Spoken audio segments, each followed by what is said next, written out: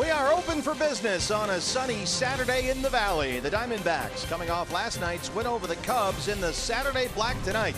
And with a chance to make it 2 straight over the NL Central favorites, we are set for Arizona Diamondbacks baseball on Fox Sports Arizona Plus. And good evening from Chase Field. Welcome to the broadcast. Steve Berthiaume, Bob Brenly along the way. It is the Diamondbacks and the Chicago Cubs, the third of a 4-game series. And after last night's walk-off win, Bob, if Zack Greinke can do his thing here tonight, we might be off and running in 2016. Yeah, you talk about momentum. Yasmani Tomas with the big game-winning hit, and then your ace takes the ball the next day. Zack Greinke, not real good opening day. Had that one terrible inning, but over the course of the last 4 starts last season, his ERA after a loss was 0.34. This guy's somewhat of a perfectionist. You know he wants to put a good start on the board tonight. And wants to bounce back from his effort Monday against the Rockies when he gave up 7 earned runs on 9 hits and only 4 innings, 3 of those home runs. This is the difference maker, right? You got the momentum that starts last night, and now you've got this type of pitcher to roll out there here today. That's why you like to have an ace or two on in that rotation, a guy that can stop losing streaks and possibly extend winning streaks. Well, here's the guy that may have started a winning streak last night.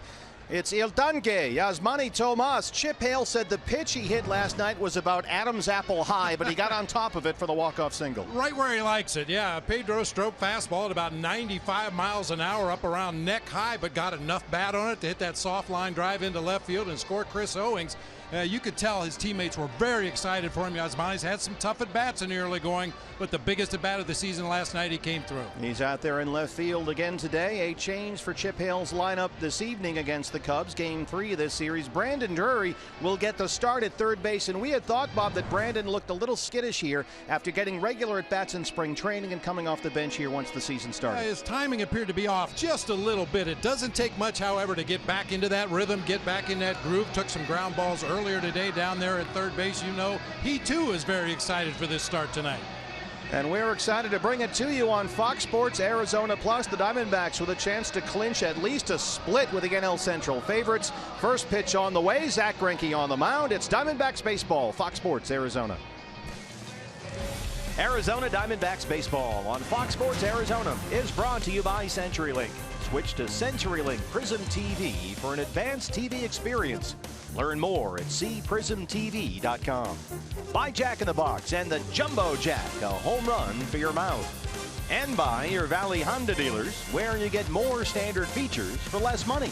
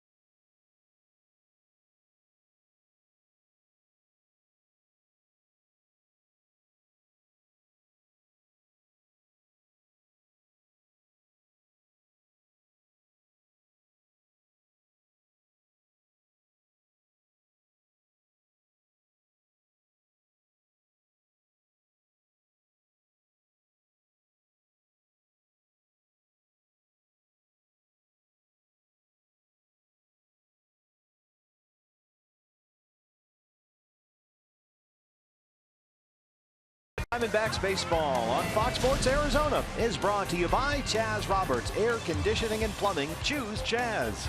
By Lone Butte Casino. You're in for more winning moments at Lone Butte Casino. By Tire Pros. For the best selection of Continental and General brand tires, visit one of the 22 locally owned Arizona Tire Pros locations. And by Cox Gigablast. How will you live the gig life?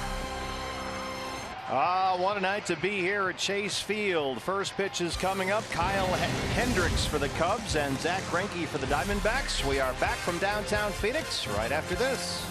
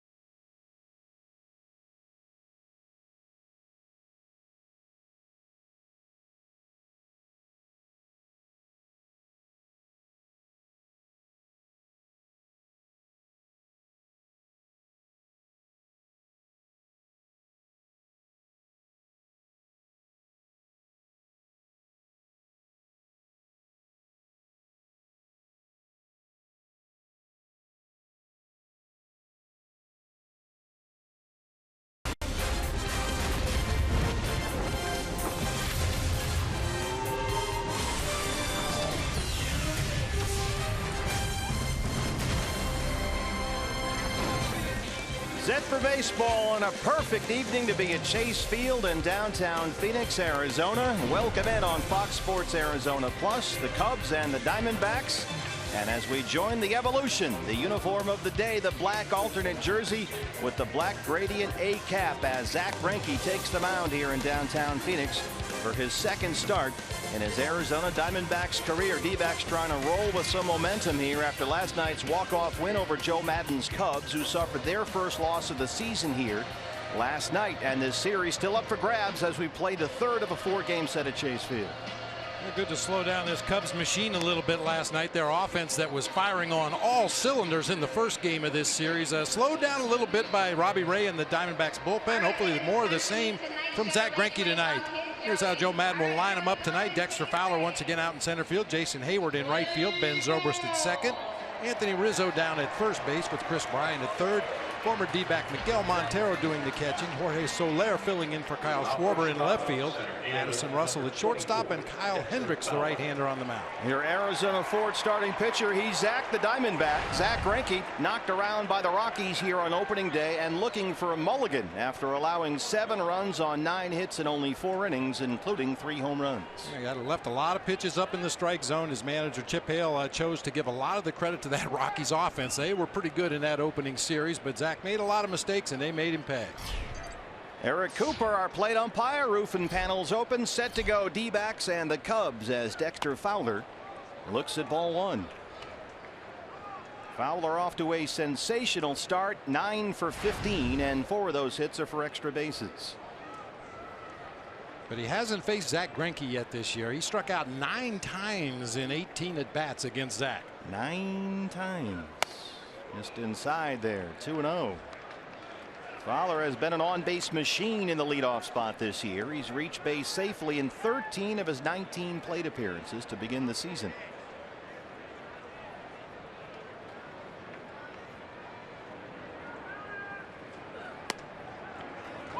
Two balls and one strike. There are the numbers. Career 2 for 18 with 9 punchouts.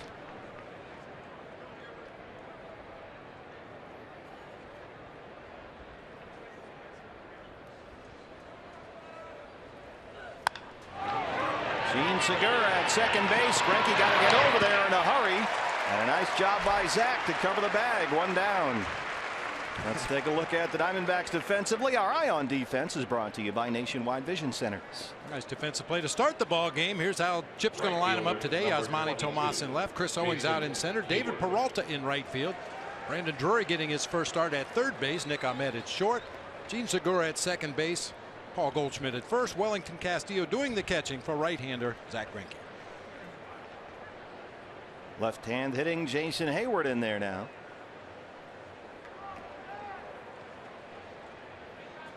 I imagine Brandon Drury doesn't want to get too deep into this ball game without having something hit his way. You know, you'd like to get one just to get it out of the way, get involved in the flow of the game.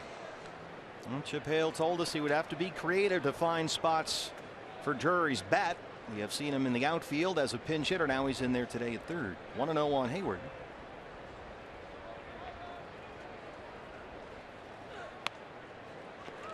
Jason Hayward, 4 hits in 16 at bats to start his Cubs career after coming over from St. Louis on an 8-year $184 million deal. He walked and singled last night. He was on base 4 times in Thursday's series opener.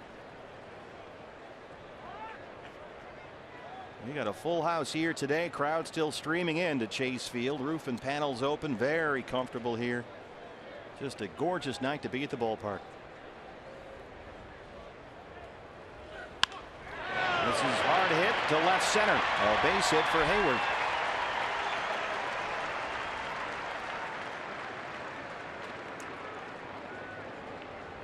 Second baseman, number 18, Ben Zobrist. Ben Zobrist now. 5 hits in 16 at bats on the season. His first with the Cubs after he helped the Royals win a World Series last fall. 1 for 7 in the series. He was hitless last night.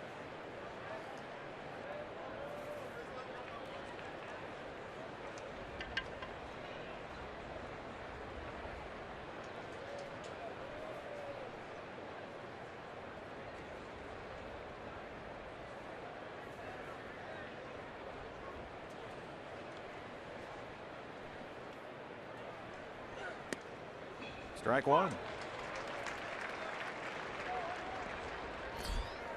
Zobrist did have an RBI last night. He walked 3 times in Thursday's ball game. They gave him a 4-year $56 million deal in the offseason. He'll turn 35 next month. Greinke out ahead 0-2.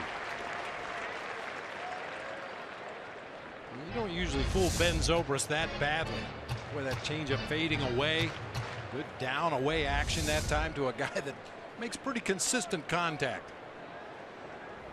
You can kind of hear Zach Greinke thinking out there, processing what he's seeing.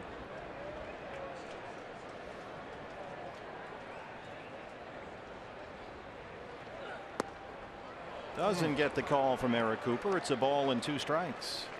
You saw him ask Eric Cooper, did you have that one off the plate? And just a little bit of late movement may have taken it just off that outside corner. It's a good call back there. That's a good pitch. You know, when you're ahead in the count, if you're going to miss farther away. You've got the count in your favor. You got a couple pitches to play with. Don't make a mistake in the middle. At worst, you get some weak contact and a ground ball double play. 1-2 pitch. Missed away again. 2-2.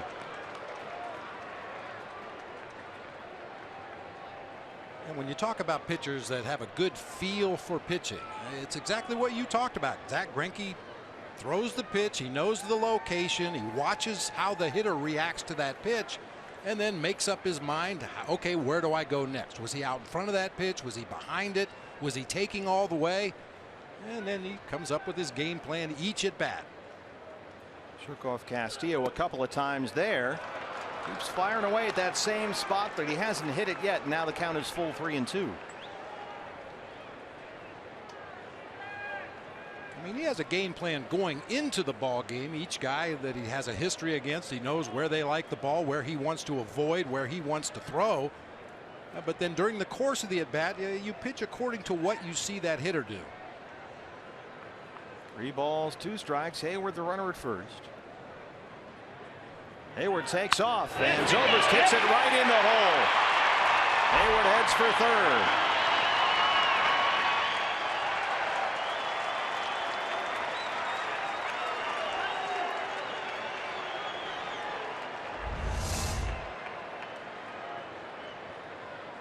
Gene Segura stayed home that time. Nick Ahmed was the guy responsible for coverage at second base, so it was the shortstop that was breaking for the bag as Hayward took off towards second base, but Zobrist still able to get it by Gene Segura into right field for a base hit.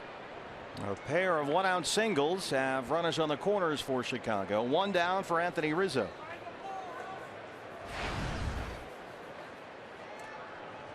Rizzo 5 for 15 to start the year. 2 homers, he's knocked in 9. Tied a career high Thursday when he had 6 RBIs in 1 game.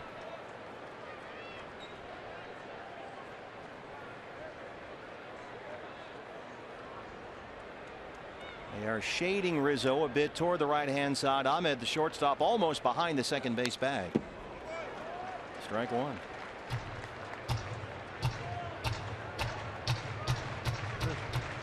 Take a look at our Valley Honda key to the ball game tonight. Robbie Ray, Tyler Clippard, Daniel Hudson, and Brad Ziegler last night were able to muddle the middle of this Cubs lineup.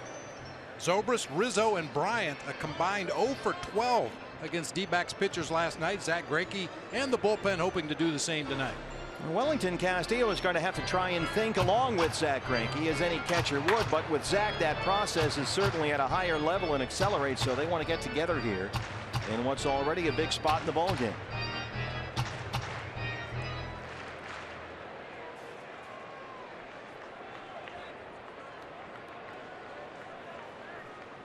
Rizzo last night 0 for 4. He struck out twice.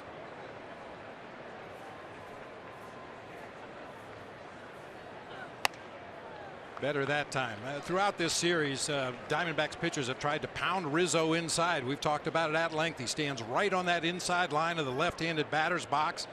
He gets hit by a lot of pitches, but most teams try to attack him inside. Diamondbacks no exception. You see those hands and wrists right out over the plate. Well, he sets up inside again. And this guy's done a lot of damage against the Diamondbacks in his young career. 31 games, 7 homers. He's knocked in 27.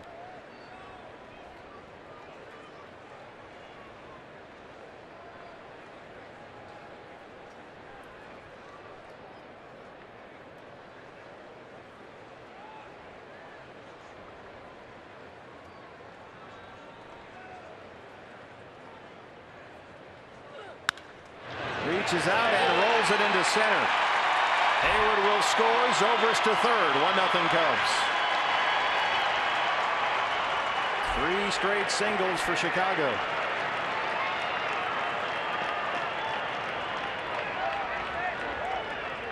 Changeup that just didn't quite get far enough off the plate that time.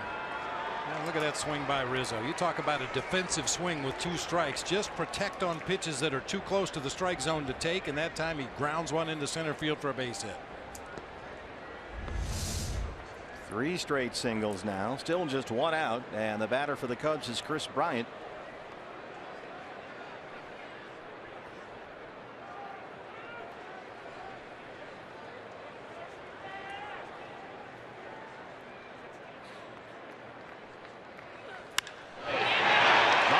It's off the glove. Zobrist will score. It rolls into left center. Rizzo takes the turn, and Bryant heads for second. He is in there.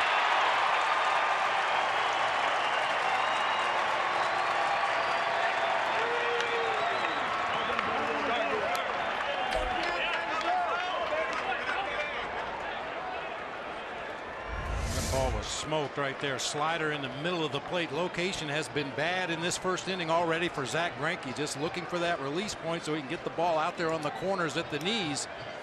Hit extremely hard off the thumb of Nick Ahmed's glove and on out into left center field for another RBI hit.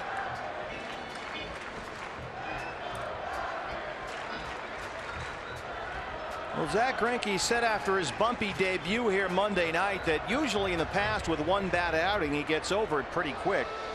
If it happens a couple of times he starts to think about maybe he has to work on something, and maybe he does. 4 straight hits with 1 out have made it 2-0 Cubs. They have Rizzo at third, Bryant at second for former D-back great Miguel Montero.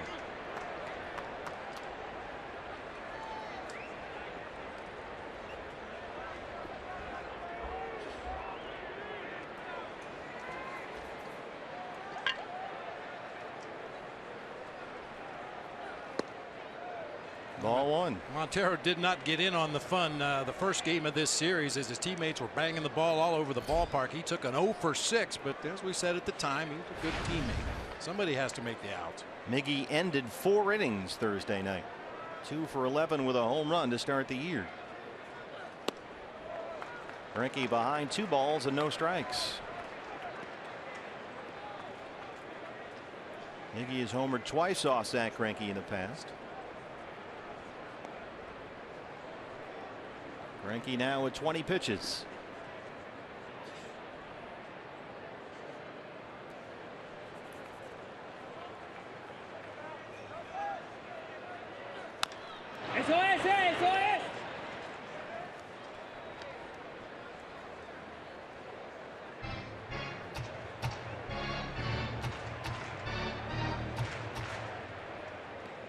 It's just a matter of limiting the damage right now. 2 already in for the Cubs, 2 other base runners in scoring position. Good news is he's working to the bottom of this Cubs order. Montero followed by Jorge Soler.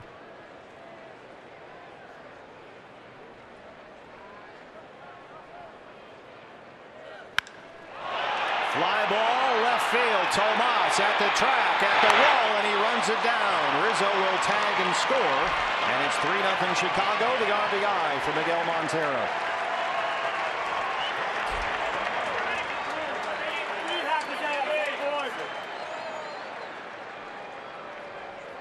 Left fielder, number 68, Jorge Soler. We saw Miguel Montero in that first game I talked about when he went 0 for 6, was really over swinging, trying to lift the ball to right field. Yeah, Diamondbacks fans know when Miggy's staying on the ball and driving it to the opposite field, that's when he's at his best. A sac fly right there. 3 runs in, now 2 outs. Bryant still at second. Jorge Soler. Single last night. He was 1 for 4. Hard to Drury at third. He bobbles it. Bryant will stop at third. And Soler's aboard. Well, you mentioned it, Bob. You were hoping, and Brandon was likely too, that he'd get one early. And he had his chance right there. Yeah, I wish it would have been hit a little softer and maybe taken a couple of bounces before it got to him. Soler hits that ball like a bullet. Big hop came up and hit him in the heel of the hand. Got far enough away. He's got no play. E5. And Addison Russell steps up, the 8th man to bat in this Cubs first against Zack Greinke. Russell 2 hits and 13 at bats to start the year. He walked and was hit by a pitch last night.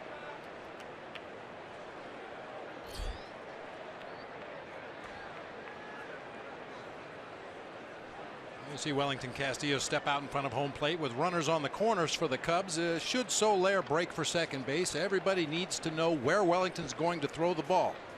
Either straight through to second base, maybe throw straight down to third base and try to get Bryant, or possibly just hold on to the ball. Drury one more time. And the first inning ends for Zack Greinke, but the Cubs get 3. Bottom 1 coming up from Chase Field.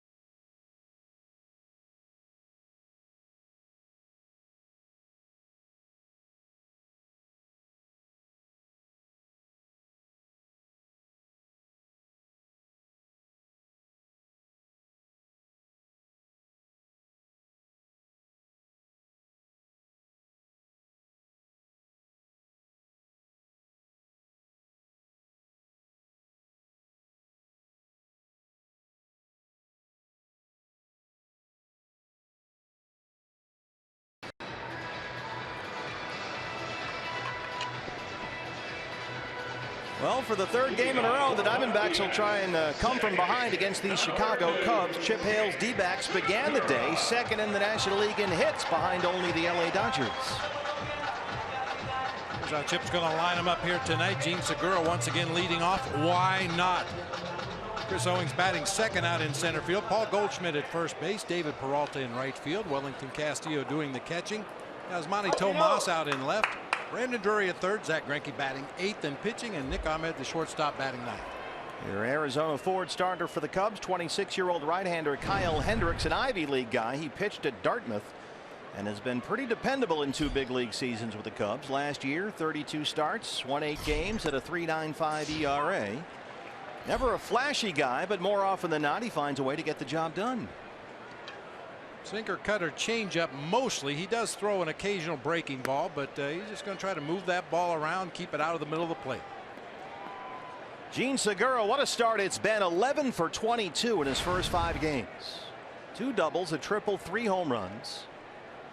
And tied for the major league lead in extra base hits at the start of play today. One thing we may notice about Kyle Hendricks tonight, his changeup, a right-handed changeup, if there's any lateral movement, usually it's into a right-handed hitter away from a left. Comes to Addison Russell at shortstop. But Hendricks is able to cut his changeup and get it to move away from a right-hander.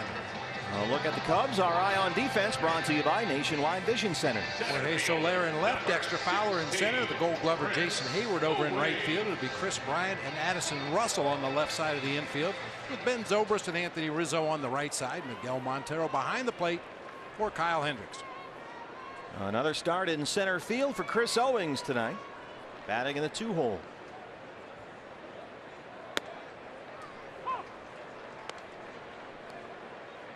CO was the one who raced around from second base as a pinch runner last night to score the winning run on the Yasmani Tomas walk-off single. He's behind 0-2. CO 3 hits in 15 at bats this year. He's knocked in 2.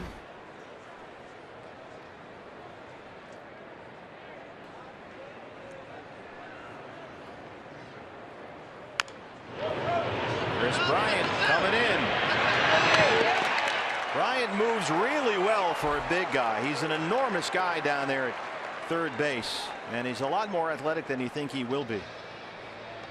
First baseman. I would imagine he was a pretty good basketball player in high school. He moves really well, controls that big long frame. Fortunately for him, got a high hop that time, came up about knee high, didn't have to go all the way down, but strong throw on the move just in time to get Chris Owings. He's 6'5", 230. Here's another big guy, Paul Goldschmidt for the Diamondbacks. Hendricks throwing strikes. It's 0-1. Goldie 5 hits in 17 at bats. Paul has 6 RBIs and had a pair of RBI singles last night in the win over these Cubs. And boy, his contribution last night enormous. Diamondbacks were down 2-0. Only 2 base hits through the first 5 innings. But it was Goldie who drove in the D-backs' first run in the 6th, and then Paul tied it with a clutch 2-out RBI single in the 8th.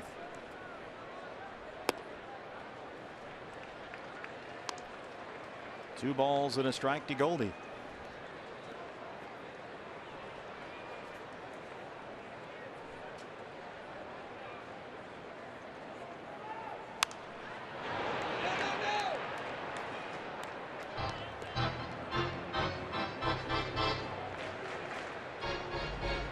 Goldie just doesn't look comfortable with the bat right now. Like he's got too much or not enough pine tar. Working on that grip, trying to find that magic spot on the handle of that bat. Well, didn't find it that time. Kyle Hendricks gets 3 runs and has a 1-2-3 bottom of the first. Diamondbacks down 3-0.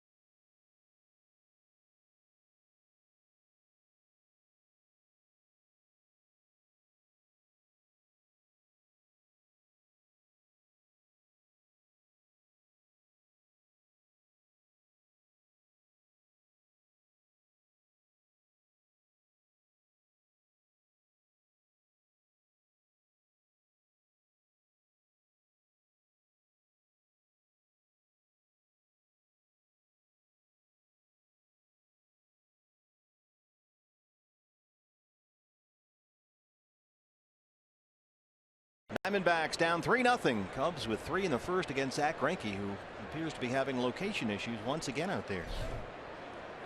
Kyle Hendricks, the Cubs pitcher, the only guy who did not bat in the Chicago first to lead off the second.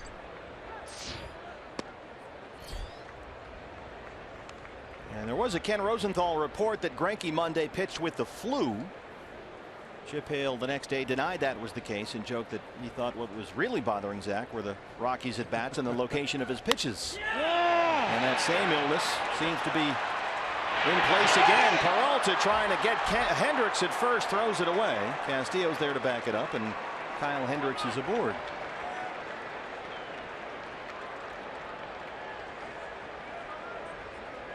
It's worth a shot. We know David Peralta has a big arm out there in right field. Occasionally you catch that pitcher jogging down the first baseline, really proud of himself for putting the ball in play, and you can throw him out at first, but you can clearly see Kyle Hendricks got down that line. Fortunately, Wellington Castillo backing up the play right there. No further damage. Dexter Fowler grounded out to lead off the ball game.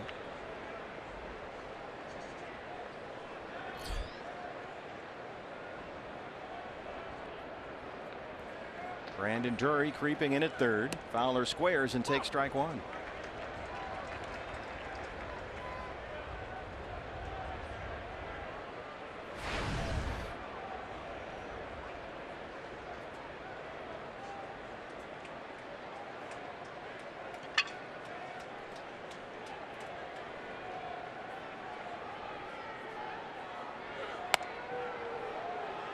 After Zack's loss Monday night, Hall of Famer Pedro Martinez got on the Twitter, and Pedro tweeted that Colorado knows something nobody is talking about. They felt too comfortable against Greinke, and Pedro suggesting that Zack Greinke is tipping his pitches and that the Rockies knew what was coming. Greinke, after all, did give up 3 home runs in one game for the first time in 7 years. He was asked about that after the ball game and said it's possible. He probably wouldn't even bother looking at it, however. He just threw too many pitches away early in the game and didn't throw in enough, he said. That's part of a pitching coach's job. When a guy gets banged around the way Greinke did against the Rockies, you go back and look at the video and you look for things. Is he tipping anything? Is he setting up differently on this pitch as opposed to that pitch? And I'm sure Mike Butcher looked at it. Even though Zack said he did not, I'm sure he took a look at it as well. He strikes out Fowler. First strikeout for Zack. One away in the second. Our buddy Kurt Schilling used to say he hopes that the other team thinks they have something, because then you can really play with their minds. Greinke sort of had the idea that maybe the other team just felt a little too comfortable in the box, and he thought that was more of a possibility than tipping pitches. And as we mentioned, maybe didn't throw inside enough, so we'll see if he does that here tonight. Hayward singled and scored his first time up. Yeah, I would tend to agree with that. Obviously some mistakes. He made some mistakes up and over the heart of the plate, but really didn't come inside hard to any of the Rocky hitters. Everything was middle of the plate or away.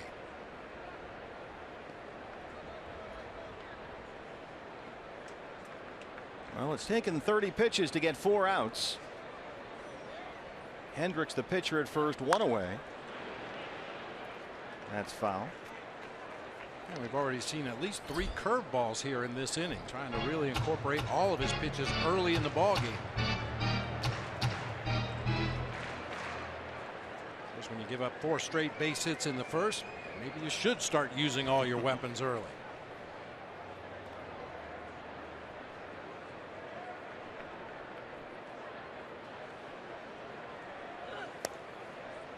Well, Greinke 8 career starts against Chicago. A 4-2 record, a 3.78 ERA. He faced this Cubs lineup only once last year when he was an LA Dodger, and worked 6 innings of scoreless baseball and gave up just 3 hits. He gave up 4 hits in the first inning alone tonight. Light sky up there for Nick Ahmed. Nick's got the high Sox going tonight, 2 down.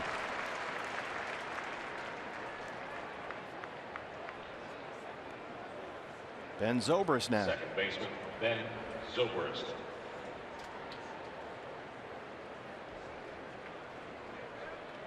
Zobrist had one of those Cubs first inning hits. He singled and scored.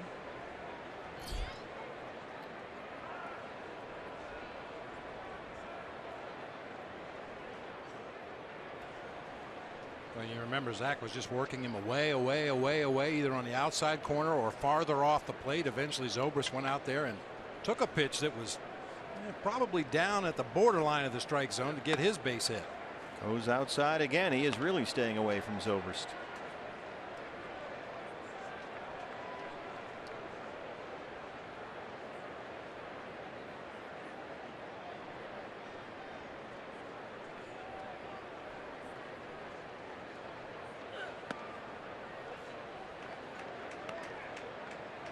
This was Ben Zobrist back in that first inning. You see this Fox tracks everything away and down, even the last pitch that was hit. Not a horrible pitch down there at the bottom of the strike zone, just good hitting by Zobrist. Setting up there again on 2-0.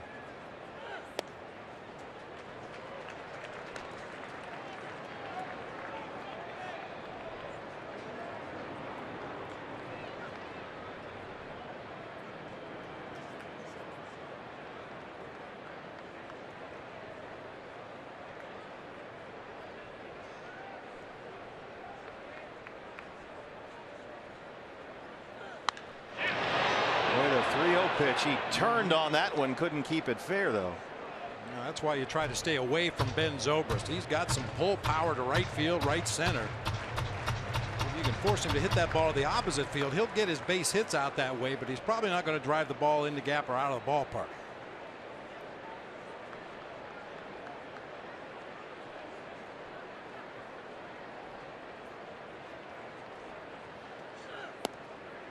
He walked him. First walk issued by Zach Greinke. And that'll bring up Anthony Rizzo with 2 on and 2 out. First baseman Anthony Rizzo.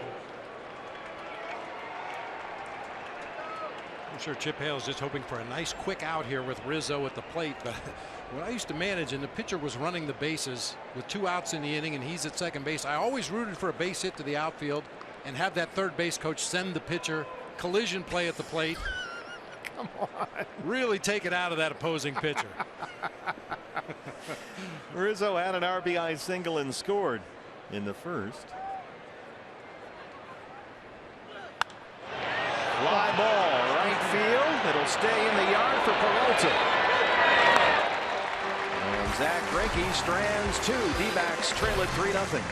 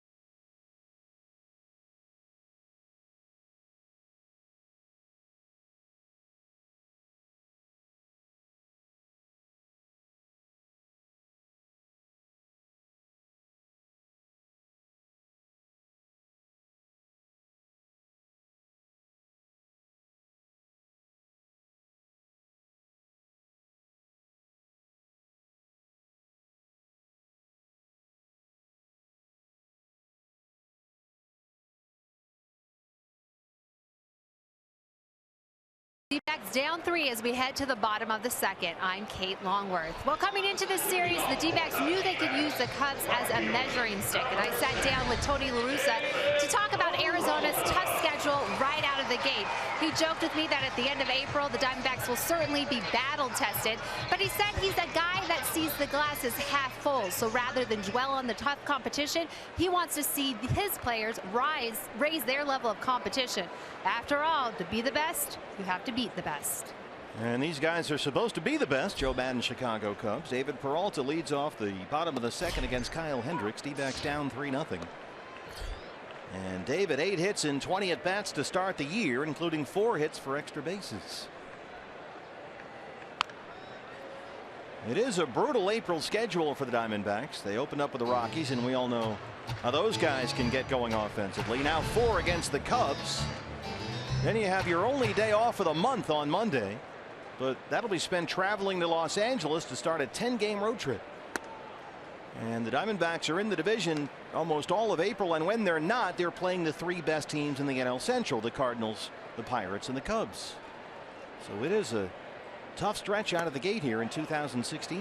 Yeah, not exactly the start you would pick, but you got to play them sometime. And the good news is, at some point in the future, you're going to bump up against some of the guys that maybe aren't quite as loaded as this Cubs team. Dodgers and Giants played a great ball game today. LA ended up winning in extra innings 3-2 at San Francisco. Back and forth they went. Madison Bumgarner in that ball game hit a home run off Clayton Kershaw for the second time in his career as Peralta strikes out.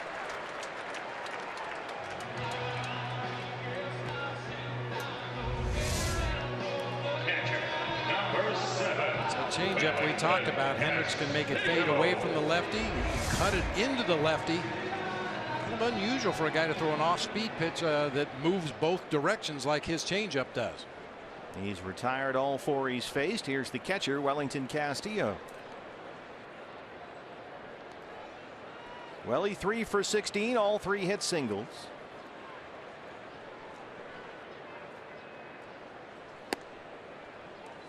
It was Castillo who singled and walked last night, and Wellington had the base hit in the 9th inning off Trevor Cahill. It put the winning run on base for the D-backs, and Chris Owings, who was the pinch runner for Castillo, came around to score on Yasmani Tomas's walk-off winner, and Tomas is on deck.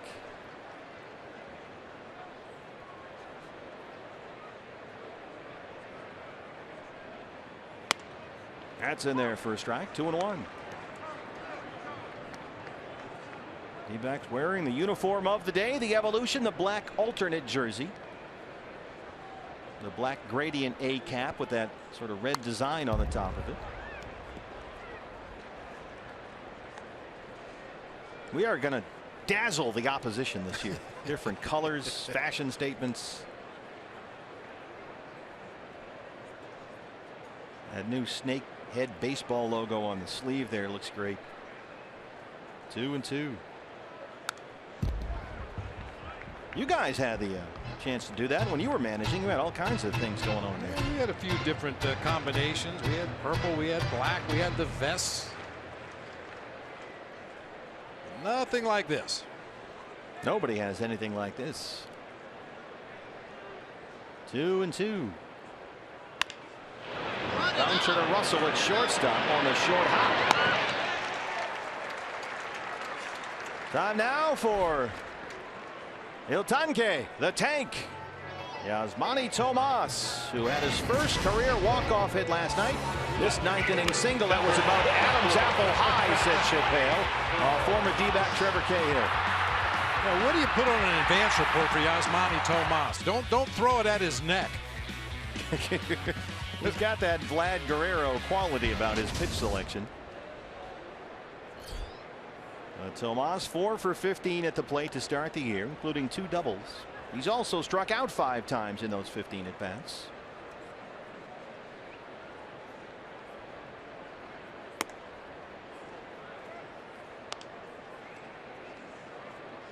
Tomas was all shy last year, according to David Peralta. David said Yasmani wouldn't talk much with anybody last season, but now Peralta says that Tomas looks like he feels part of the family here. He's feeling better. He looks really good. He's in shape, and his teammates are excited about it. And last night certainly went a long way in emphasizing that. Yasmani part of the gang now. And certainly some familiarity this year. You know, you think about last season, everything he did was new. Every ballpark he went to was a new experience. Every city he went to was a new experience. Familiar with his teammates, familiar with the league. Should be much more relaxed this year. There's the year of assimilation to the league and the culture and the country. A lot to take on for a young man who's just turned 25. Ranked as Zobrist at second. And so far, Kyle Hendricks 6 up, 6 down. He's got a 3-0 lead.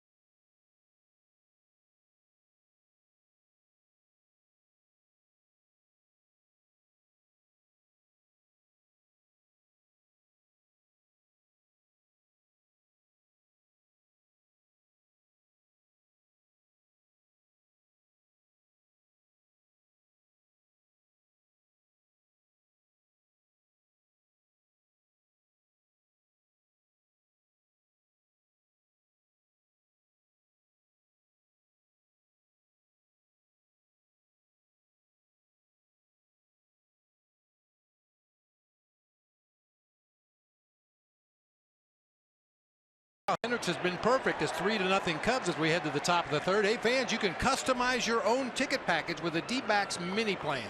Choose from big games including the Yankee series in May, bobblehead nights, holidays, or any combination you choose. Buy now at dbacks.com. Well, location, Bob, has been an issue again here tonight for Zack Greinke so far. Down 3-0. He gave up 3 in the first against these Cubs. And Kris Bryant leads off the Chicago third. Greinke so far 3 runs allowed on 5 hits, a walk and a strikeout. Diamondbacks have the shift on the left-hand side. Gene Segura, the second baseman, on the shortstop side of the bag, and Brandon Drury right on the line at third.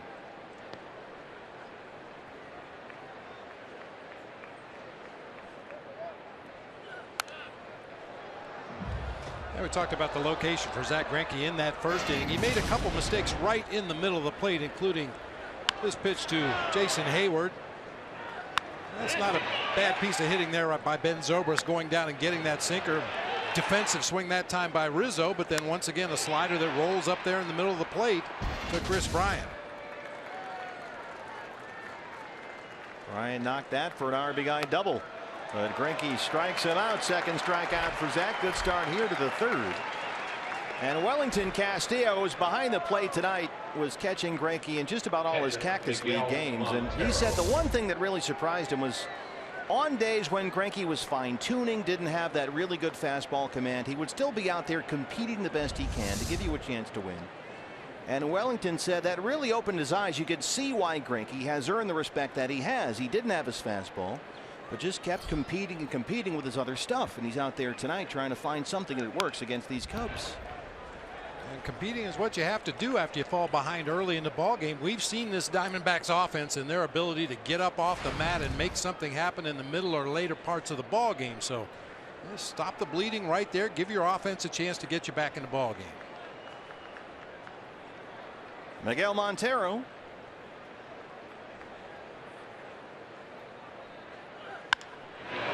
Lifts it in the air, deep left center field, a long run for Owings. He won't get there. Tomas has it. Montero heads for second, And he is in there with a double.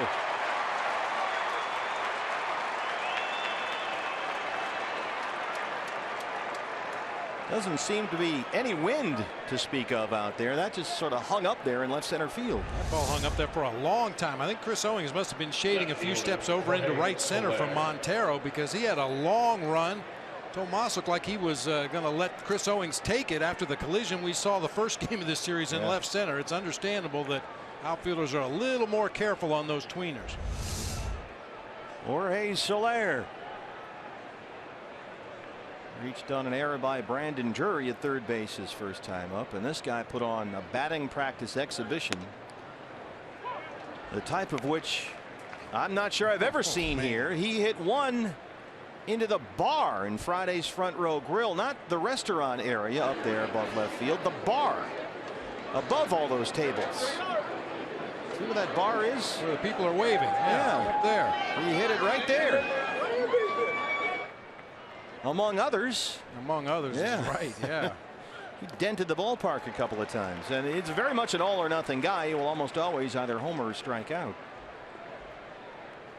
There will be days at Wrigley Field, especially later this summer when the weather heats up and the wind turns around and comes out of the south and blows straight out of Wrigley, where I would pay money just to go watch batting practice. Yeah. Because these guys put on a show everywhere they go. Add a little wind, look out. It's a traveling road show.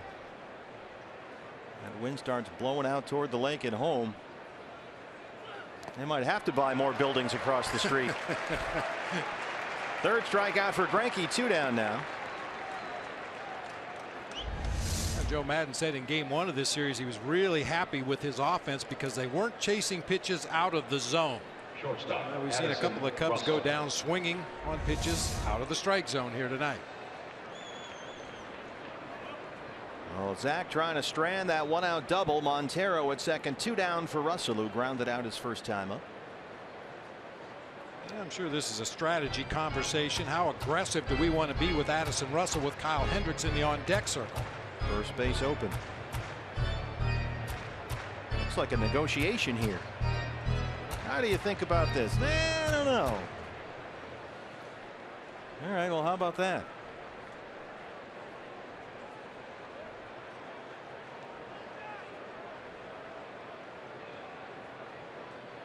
Catching this guy must be like going to an honors arithmetic class or something. You're in advanced calculus. Yeah, your head hurts at the end of the night if you're trying to call pitches for this guy.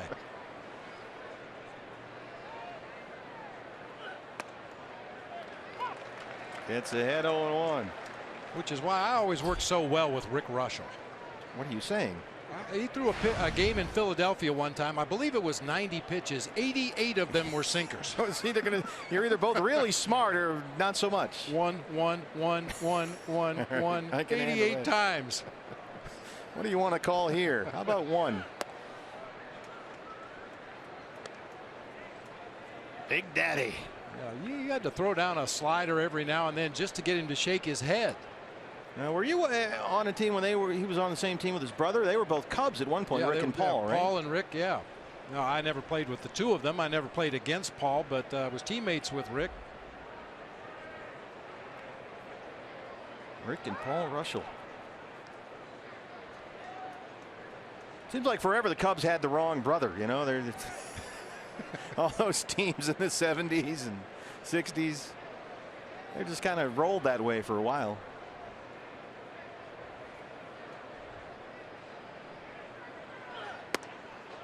Two balls and one strike.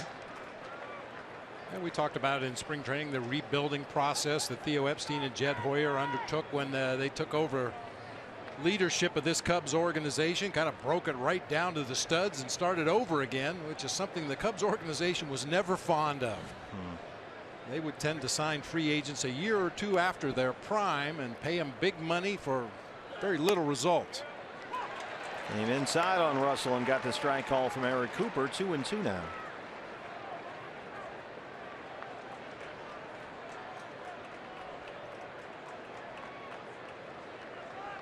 But now they have so many good young players, they don't have spots for all of them. And they have spent some money to bring in some pitching. Last year, John Lester. This year, John Lackey. 2-2 on Addison Russell. Got him. 3 strikeouts in the inning. For Zach Greinke, that's 4 for the ball game. He works around the 1-out double. He got Bryant. He got Soler. He gets Russell. D-backs down 3-0.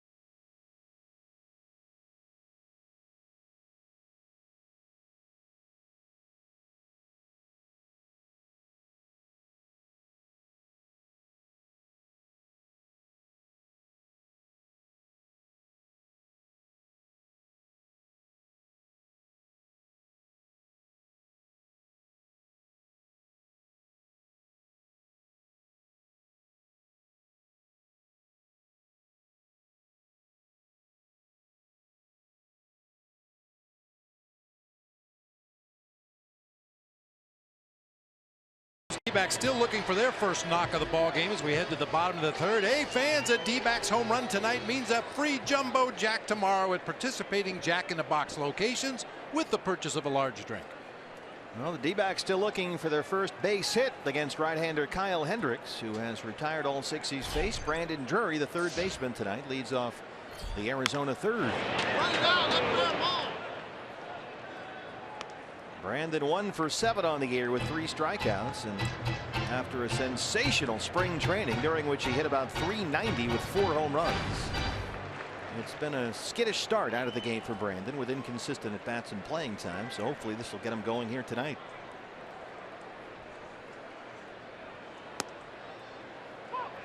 Because he looked phenomenal during the Cactus League. 4 homers, 10 doubles, 13 RBIs in 27 games this spring.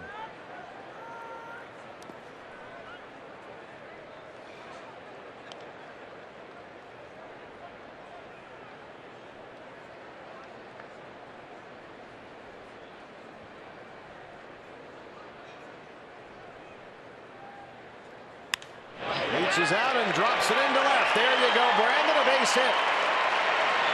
First hit tonight for the D-backs. Leadoff man aboard in the third.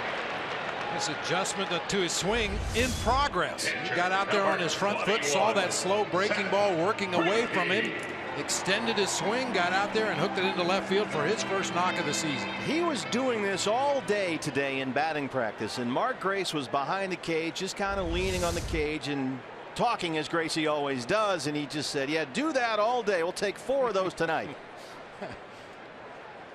And sure enough, there it is, a base hit to lead off the third. Greinke squares now, batting 8th tonight, and drops it down foul. Tonight's Cold Hard Facts brought to you by Clean, Crisp Coors Light.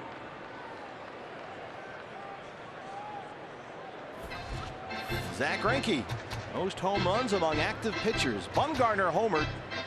Bumgarner, that's a miss. We'll work on that. But anyway, he homered today off Kershaw in San Francisco, and Greinke has homered 6 times in his career. Second time that Mad Bum has taken Kershaw deep in their careers. You should have seen Kershaw's reaction on the mound. He just, oh, not again. Something to that effect. Yeah. But the Dodgers came back and won that game. They beat the Giants 3-2. Rockies hosting the Padres tonight in the NL West. That game is scoreless in the third at Coors Field. Which means Trevor Story is yet to homer. Give him time. 2-1. Kyle Hendricks is a strike thrower out there. He doesn't walk many batters at all. In fact, last year he totaled more strikeouts than base hits allowed. His strikeout rate jumped way up. But he was a little more vulnerable to the home run ball last year than he'd been in the past, being in the strike zone so often. That's fouled off, and it's 2-2. And Hendricks at one point just before the All-Star break last year put together 3 straight starts without giving up a run. He had a 22 1/3 inning scoreless streak going.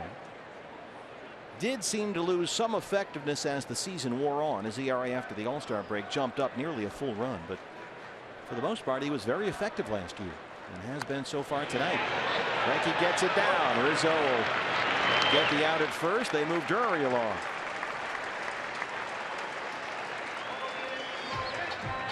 Kyle Hendrick had 17 no decisions last year. 7 of those he left the ball game with the lead and the bullpen gave it up. So his 8-7 record very, very deceiving. Nick Ahmed. 6 hits in 17 at bats to start the year, including a double and a home run. He's up there with Brandon Drury at second base and 1 out.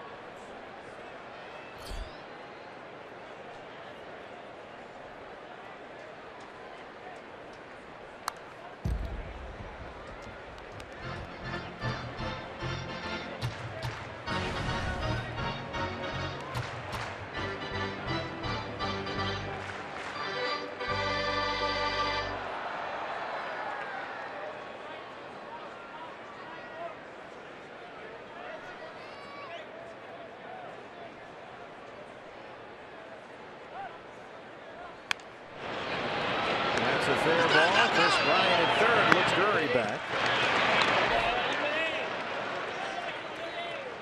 2 down now for Jean Segura.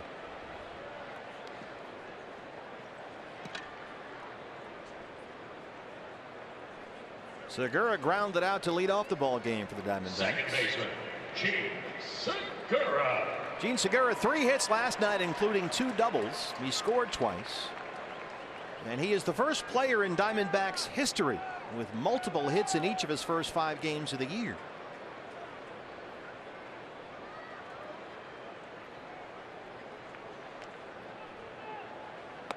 And if Segura picks up another pair of hits tonight, he would become just the 4th National League player ever with multiple hits in each of his first 6 games of a season. The other 3 were Ty Tyson of the 1927 New York Giants, Henry Aaron in '59, and Barry Larkin in 1990. So he'd be in good company. There's a strike. It's 0-2.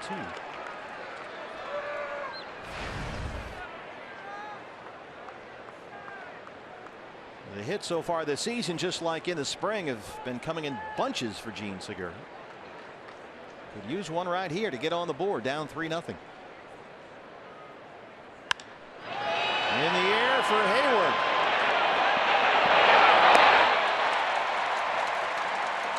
Kyle Hendricks strands Drury at second, and he keeps it a 3-0 Cubs lead.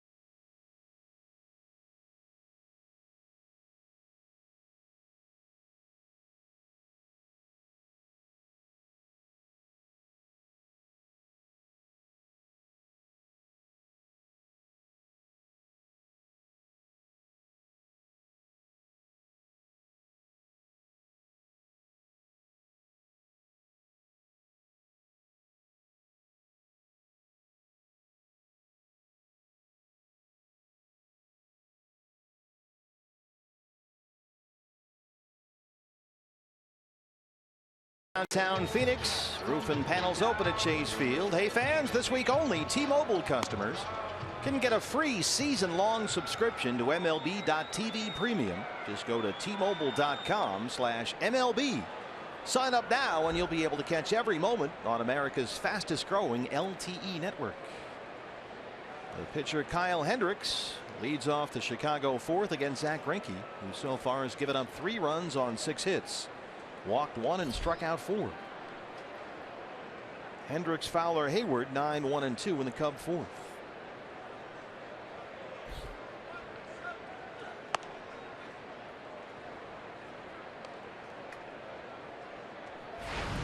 Saw that meeting between Wellington Castillo and Zack Greinke during the Addison Russell at bat, before the Addison Russell at bat, and this is why you attack the number 8 hitter. If you can retire him to end the inning, you get the pitcher up there to lead off the next inning. Ideally, you retire him quickly and go to work on the top of the order with 1 out in the inning and nobody on base.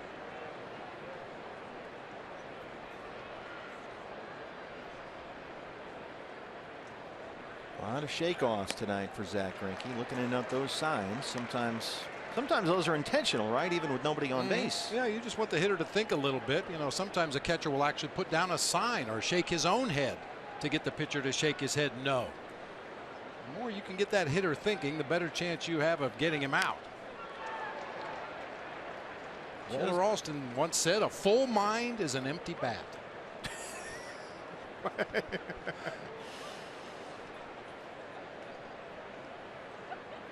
I've pretty much operated on that premise my whole life. Yeah, no kidding. It's true, you know. It's all about routine and taking your batting practice and working on your mechanics as a hitter, and then just see the ball and react to what you see. Don't think too much. You can only hurt the ball. You can only hurt the team.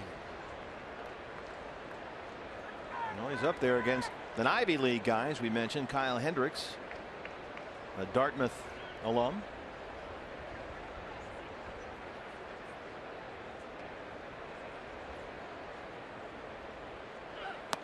There's strike 3. 5 strikeouts for Zack, including 3 in a row now. He has struck out 4 of the last 5 Cubs he's faced. Center fielder Dexter Fowler. Cutter right in the middle of the plate. Kyle Hendricks heads on back to the dugout, just like we hoped for. 1 out, nobody on base. For Dexter Fowler, who was grounded out and struck out 0 for 2.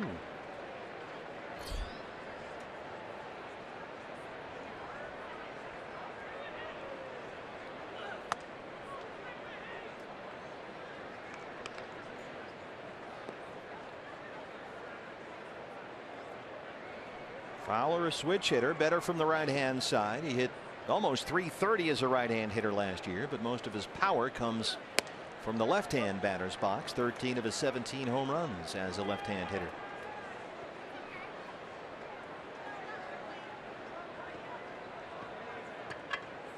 Speaking of smart guys, Dexter Fowler was recruited out of high school in Georgia to play basketball at Harvard. He played both sports in high school, baseball and basketball. Before he was drafted by the Rockies, he was going to go play college baseball at Miami. Could have gone to play basketball at Harvard.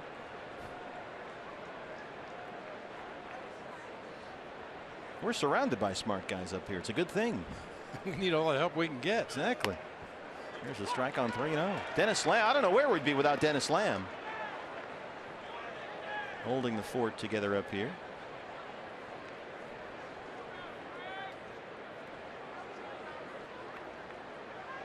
Of course, Ralph Kelso. Every time I have a problem, I go to Ralph Kelso, the great sage of the Western Valley. Drops that in there for a strike. Hold on, Dexter. It's a full 3-2.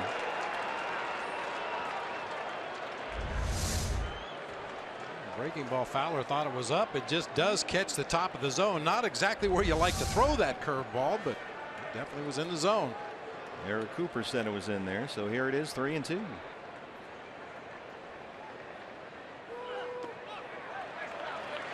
Second walk issued by Greinke. Fowler's aboard with 1 out for Hayward.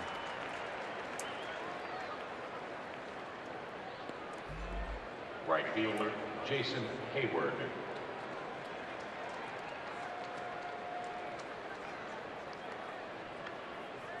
Hayward has singled and scored a run. He popped out his last time up.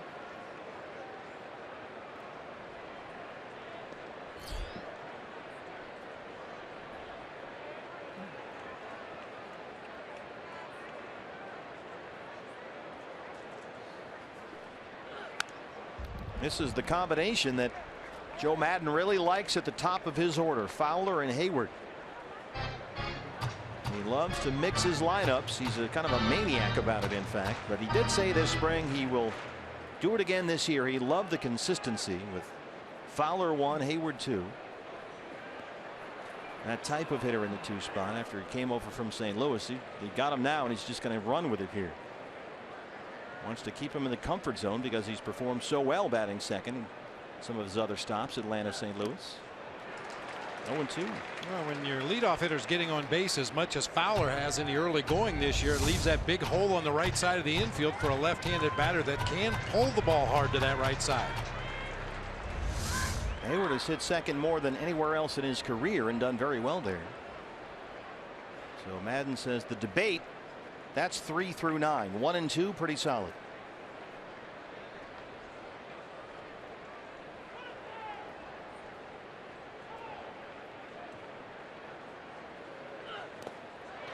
Chases that one in the dirt.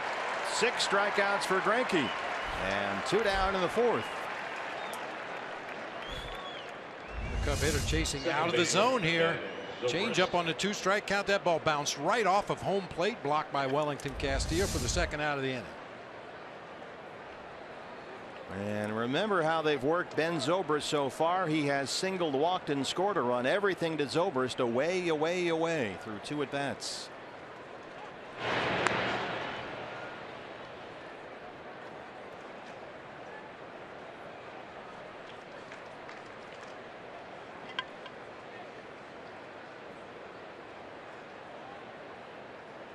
Back out there again to start this at bat. Missed the spot. 1-0.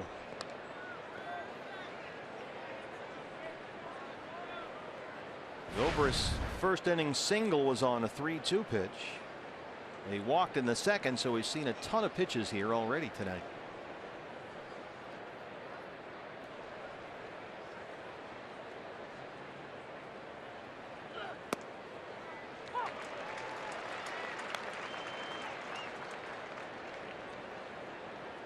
Good changeup for a called strike right there.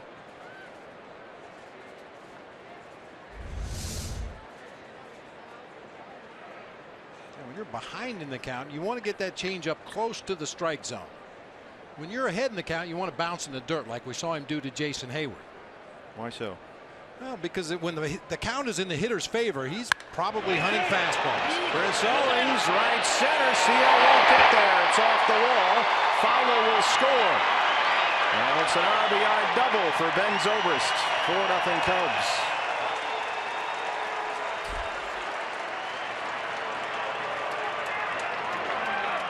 He belted it to the deepest part of the ballpark in right center field.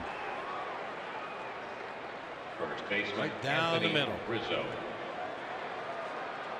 And for the first time, Chris Owings might have been fooled a little bit. Took a very shallow line to that ball, then had to retreat all the way back to the warning track and play it on a hop. I don't believe he could have caught it anyway, but that's the first not perfect line we've seen Chris Owings take on a ball hit out there near center field. Anthony Rizzo. The run is in. 2 outs and Zobrist at second.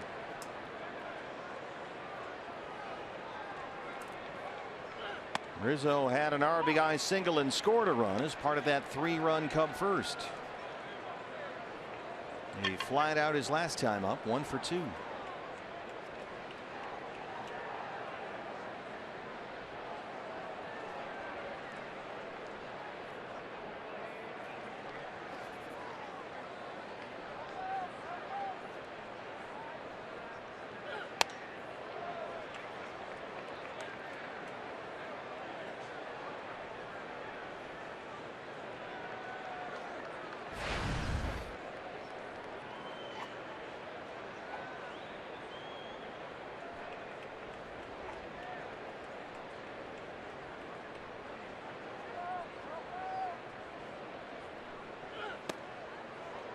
Trying to come inside again there, missed again, and it's 2-1. You know, we talk a lot about pitching inside and making batters uncomfortable. That doesn't mean you throw at their head, doesn't mean you drill them.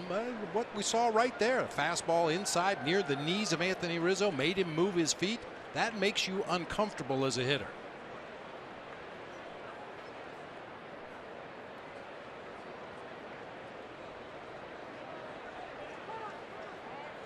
Behind in the count here again, 2-1. I believe Wellington Castillo called for a changeup once again. Behind in the count. Zack Greinke's behind in the count. Anthony Rizzo is ahead in the count. This is where most hitters look to drive a fastball.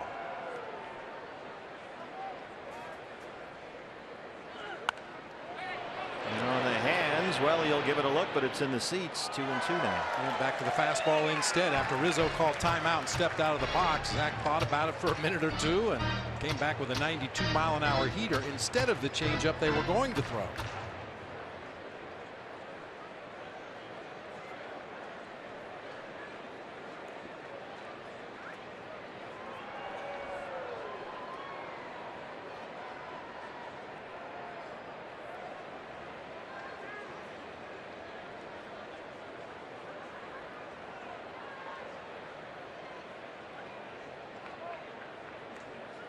Two and two.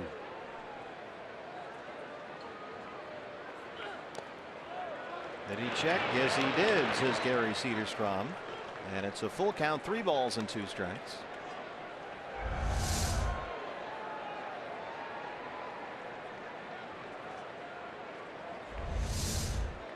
You saw Wellington Castillo there, that ball in the dirt. Tag first and ask for an appeal later. Just in case that is called a swing, you want to make sure you get that tag on Anthony Rizzo and don't give him an opportunity to run down to first base.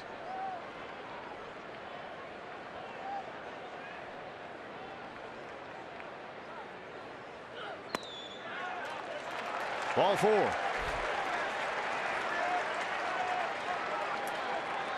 That's 3 walks from Greinke. 2 on, 2 out now for Kris Bryant. Third baseman Kris Bryant. And the pitch count is moving up. Gave up 3 runs on 4 hits in that first inning. 1 run in here in the 4th. He has given up a double, a walk 2, and struck out 2.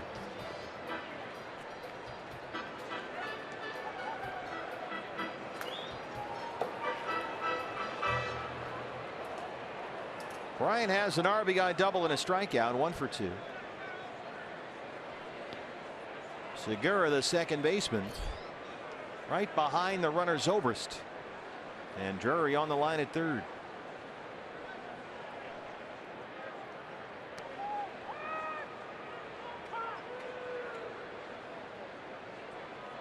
A good shot of Gene Segura breaking in behind Ben Zobrist out there at second base with that pull shift on. He's in a perfect position to sneak in behind that base runner at second.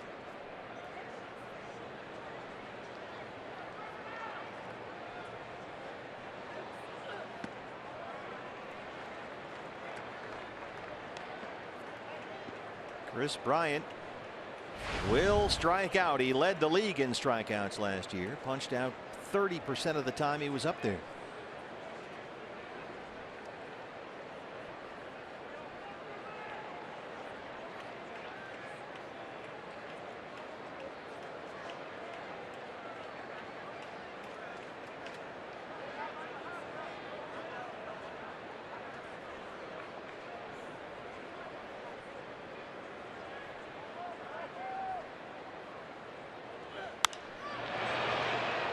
One and one. Well, the name Rob Deere just popped into my head. Well, I'm that's not a thinking bad about one at all. Kris Bryant, a guy that hit a lot of home runs. He struck out a whole bunch, usually carried a very low batting average, but always dangerous. Big number 45, Rob Deere, for the Brewers. Played for the Tigers, the Red Sox for a while.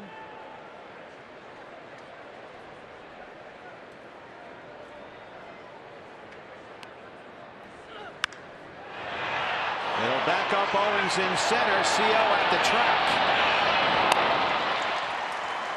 And Zack Greinke strands 2, but the Cubs get 1 more. They lead it 4-0.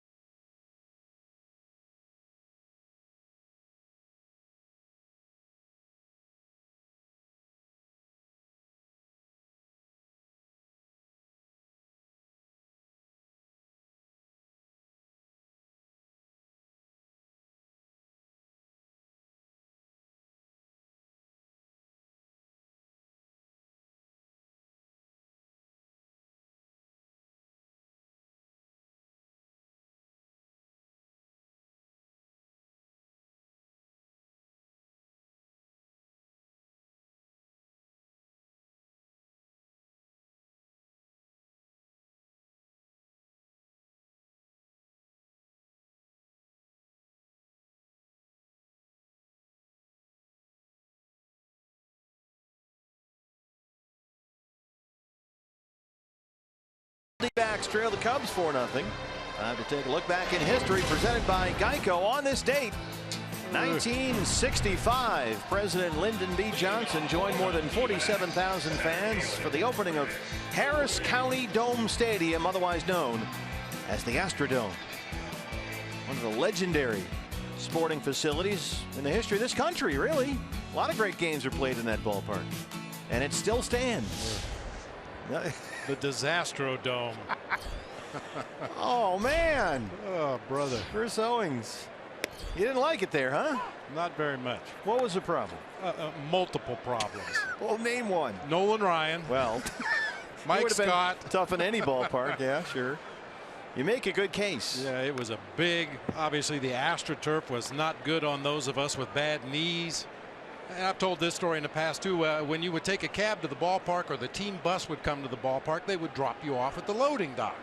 Then you would enter the stadium near the dumpsters, and you would get this garbage smell in your nose that you couldn't get out for weeks. I can still smell the Astrodome. If I close my eyes and think about it, I can still smell it. Feels like San Francisco with all the dumpsters out behind left field and the garlic fries and the seagulls and the whole thing. CO knocks it into left center. He takes a big turn. Owens thinking about second. He'll put on the brakes. A leadoff single. Just the second hit for the Diamondbacks against Kyle Hendricks. That's an almost standard operating procedure to take this kind of turn around the first base path. Absolutely. I mean, you know, there's a lot of definitions for playing the game the right way, but for me as a base runner, it's constantly putting pressure on the defense. Run as hard as you can until they make you stop. Oh, you've got the leadoff man aboard, and now the sharp end of the Diamondback order coming up. Goldie, Peralta, Castillo behind him, trying to get something going, down 4-0. Goldie struck out his first time up.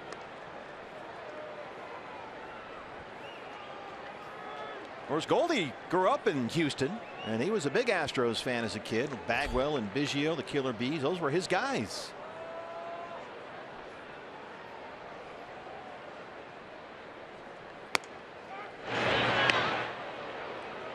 In my day, it was Jose Cruz and Enos Cabell. Billy Doran. Yeah, second baseman. Alan Ashby, who does their games now. Great Alan Ashby, catcher for a long time. A lot of good players on those teams. Art Howe, Terry Poole. Of course, when Rusty Staub started there, they were the Colt 45s. Right. Along with Joe Morgan. Owings takes off. He's in there. Stolen base for CO, who was running wild all through the Cactus League season. And that pitch is a ball to Goldie, so it's 3-0. Got a good jump, took a quick peek over his left shoulder just to see what happened at home plate, but easily in ahead of the throw. Trying to put some pressure on.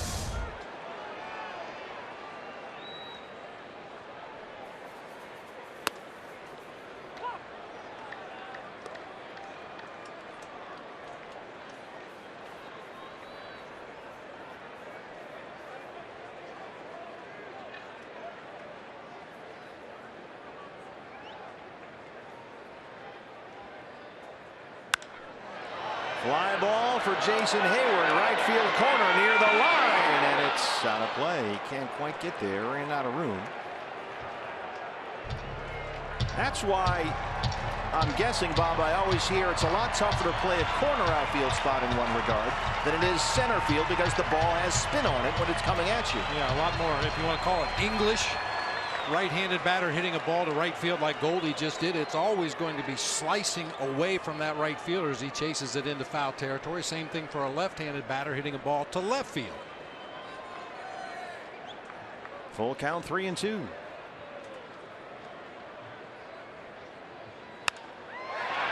Oh, Addison Russell takes a base hit away.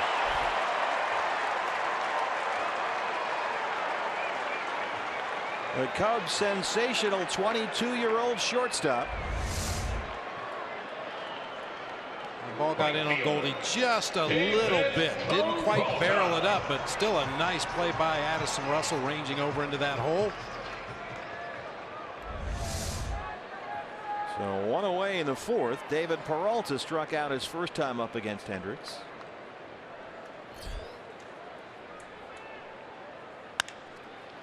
Bounce to Zobrist at second. Owings at third, 2 down.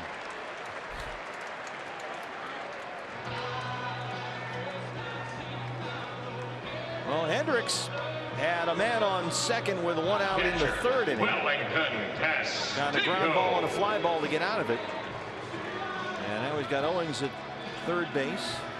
2 down for Wellington Castillo.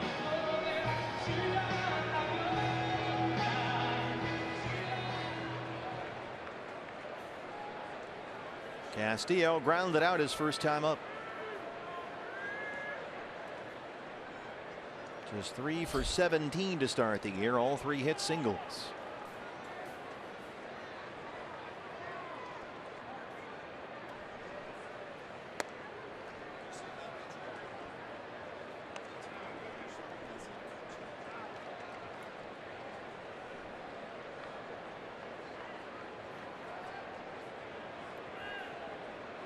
Kyle Hendricks does not have great velocity. The fastball averaged just under 90 last year, but he can move it around up there. Curveball, cutter, sinker, changeup. There it is. Topped out tonight at 88 so far.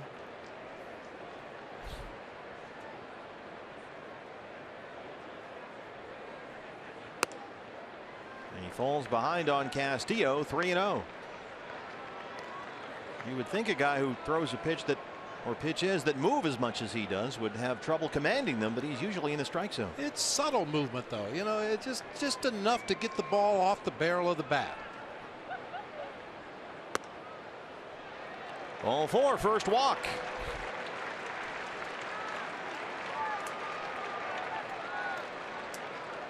You know, I've talked about that cut changeup that Kyle Hendricks throws, and it is unusual for a right-handed pitcher to have his changeup go away from a right-handed hitter. Usually it fades back inside, but this is one of those cut changeups. Ball starts on the outer third of the plate, moves a little farther away. Wellington takes it for a ball, but that's really an unusual pitch that most hitters aren't used to seeing.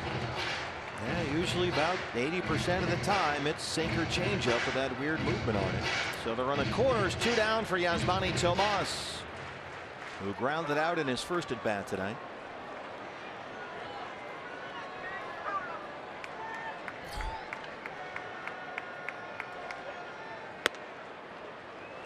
We're talking about a changeup that moves.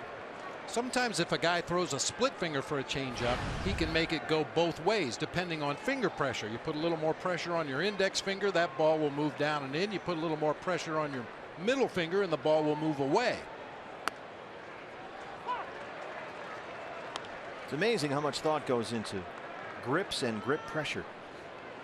It's amazing to watch pitchers when they come out every day for their work. They go down the left field line, the Diamondbacks pitchers, and they play catch every day. And if you watch them, they're always messing around with grips, showing each other. How do you hold that? Which finger do you put the pressure on? Where's your thumb underneath the ball? Just fine-tuning that arsenal. We had a long conversation yesterday with Shelby Miller in the latest edition of D-Backs podcast, which is available to listen to right now on iTunes and dbacks.com, and he talked about that a lot. That one gets behind Miggy. Here comes Owings. Diamondbacks are on the board. It's 4-1.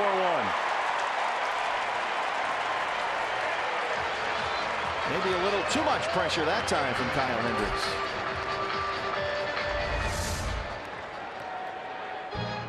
Wild pitch.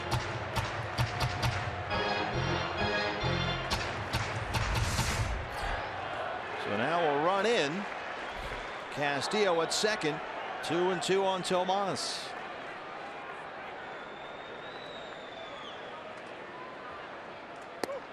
Called strike 3. Eric Cooper rings him up.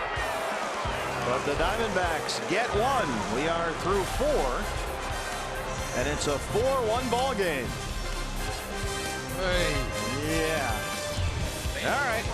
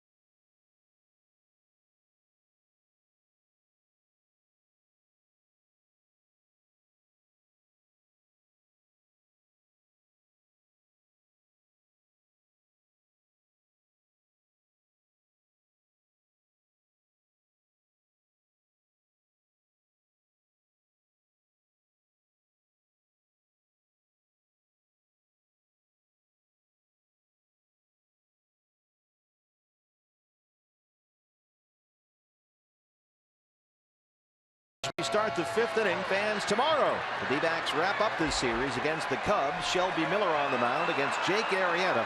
Plus a special tribute to Joe Garagiola on his career, family, and what he has contributed to the community and the Diamondbacks. Coverage begins at 12:30 with the D-backs live pregame show on Fox Sports Arizona. As we broadcast this ball game to you from the Joe Garagiola broadcast booth here at Chase Field. Miguel Montero leads off the Chicago 5th against Zack Greinke. Now a 4-1 ball game. Montero has knocked in a run with a sacrifice fly. He doubled his last time up. And there's a strike, 0-1.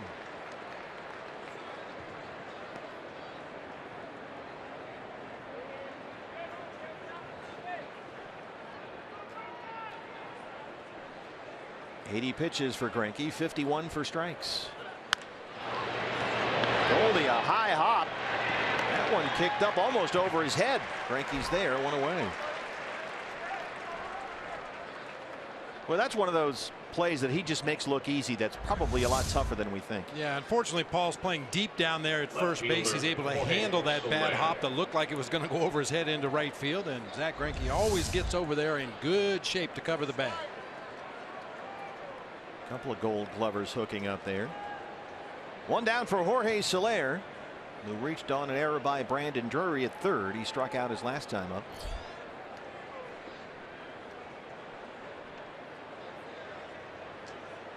Greinke so far has given up 4 runs on 7 hits. He's walked 3 and struck out 6.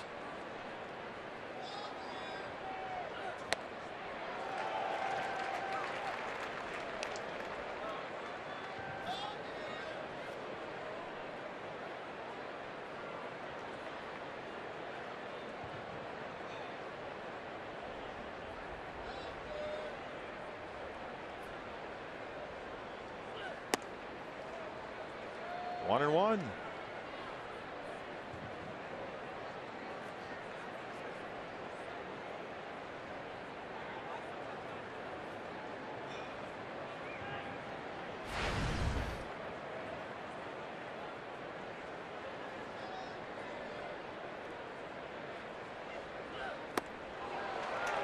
That was a special pitch right there.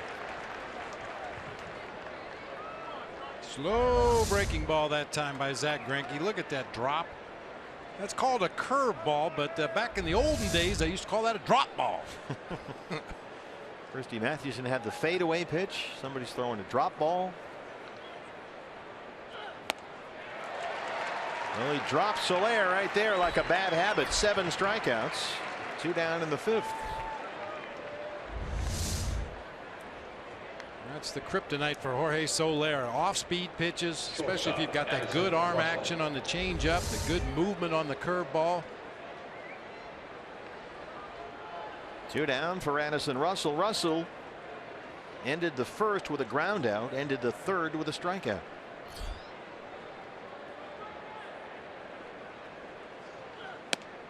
Satchel Paige had the B ball.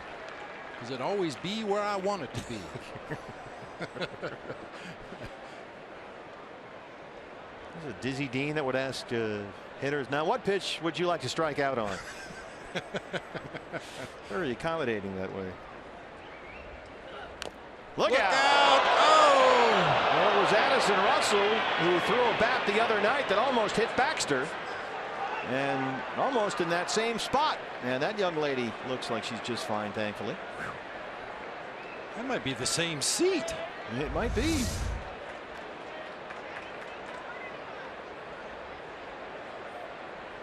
Big crowd here tonight. He didn't spill a drop either.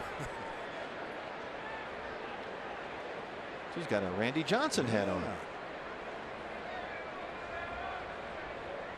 I thought things that said Randy Johnson on them were impervious to bats. I guess that's true. There you go.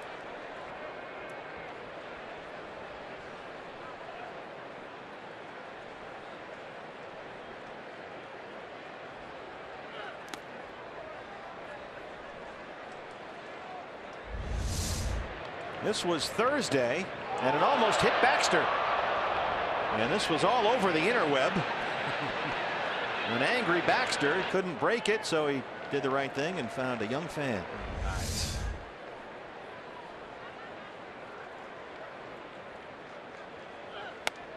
It's like a kid story. Anyway, this cat in a hat gave me a bat. Ooh, I see what you did. I will not eat green eggs and ham. 2-2. Does Gemma like Dr. Seuss? I don't know. She's more into. Segura behind the bag at second. And Zach Greinke works a 1-2-3-5. His first 1-2-3 inning tonight. Diamondbacks down 4-1.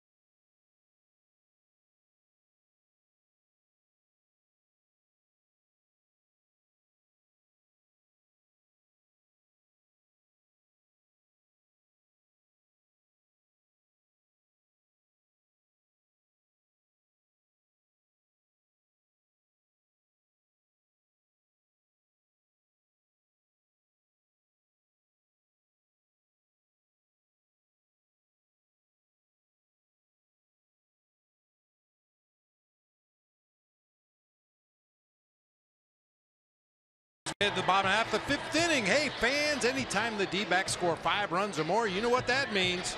Taco Bell is giving away 3 free tacos with the purchase of a large drink between 4 and 6 the following day at participating locations.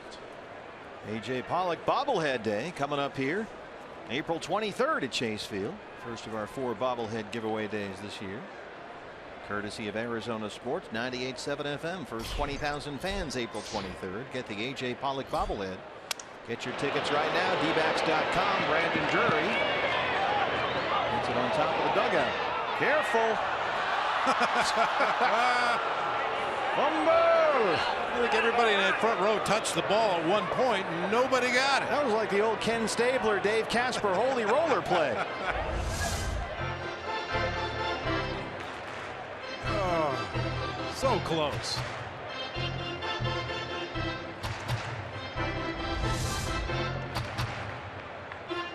Brandon Single his first time up, getting the start at third base tonight.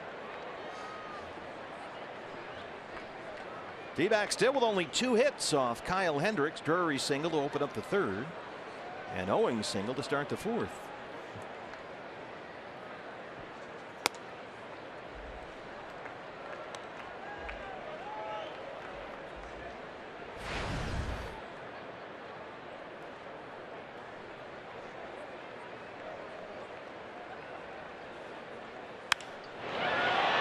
Center field for Fowler. We mentioned A.J. Pollock. There was news on A.J. today, and for more on that, here's Kate. That's right. A.J. was back at the ballpark today, but his arm was in a sling after a 3-hour surgery Tuesday for an acute fracture in the elbow on a bone that actually broke before but never truly healed. To fuse it back together, the bone was actually taken. Some bone was taken from A.J.'s hip and some hardware was inserted. There is no definite timetable for his return. Best case scenario, he'll return to baseball activities in 3 months. But the doctor did warn there's a chance he'll be out for the season. But he is hopeful that this time the bone will fuse back together again due to A.J.'s strong work ethic. I heard Dr. Sheridan say today, absolutely no baseball activity for A.J. whatsoever for at least 3 months. That hardware looked like something you would use to repair a hinge on your garage door. Exactly. He's got that in his elbow now.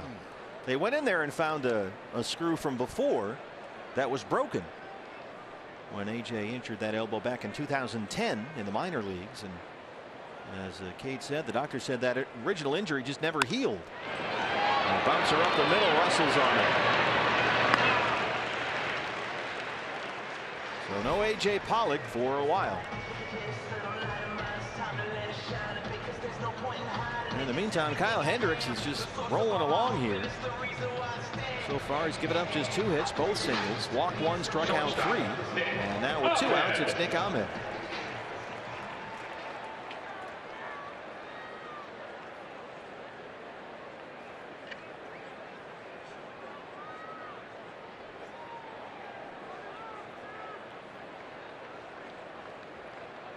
Nick grounded out back in the 3rd.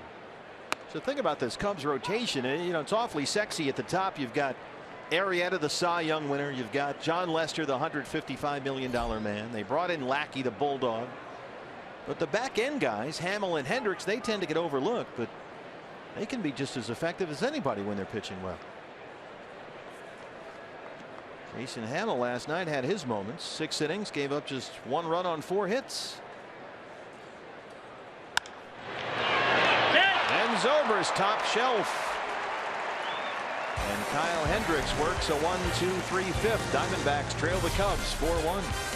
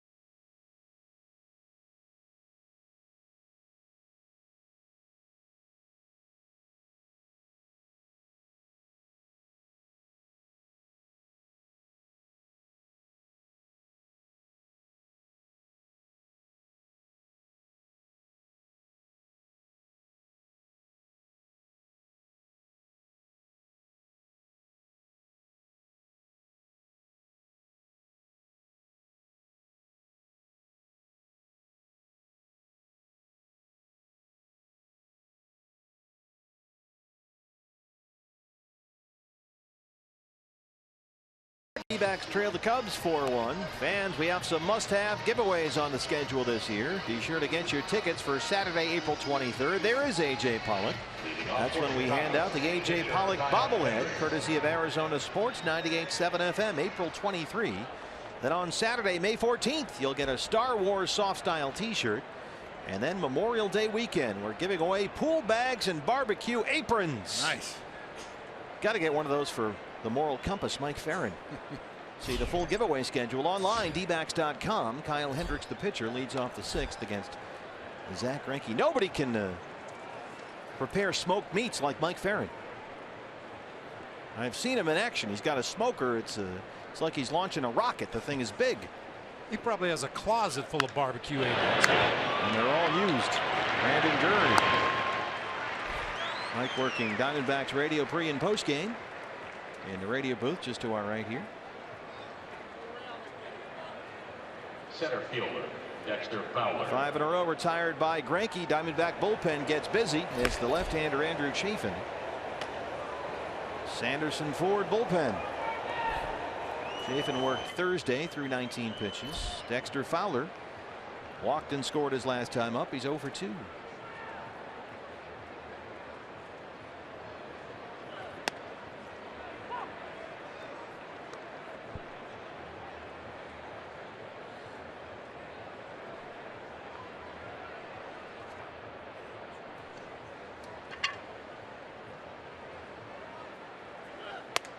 Zack Greinke had a very rocky first inning. The Cubs got 3. Fowler led off the ball game with a ground out. Then Hayward singled, Zobrist singled, Rizzo singled, Bryant doubled, Montero a sac fly. Just like that, it was 3-0. But since that first inning, Zack has given up only 3 hits. This is laced to the right field corner. It's in the bullpen, but foul.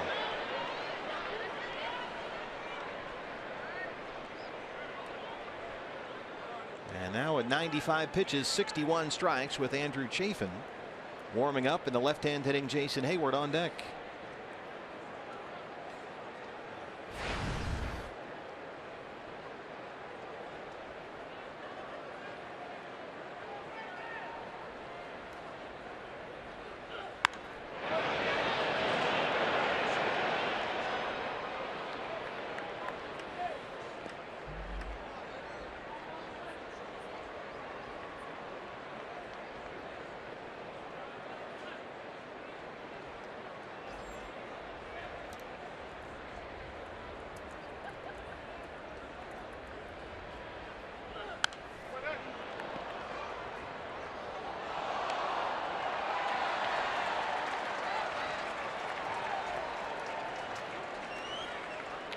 Zack Greinke last year in LA got off to a tremendous start.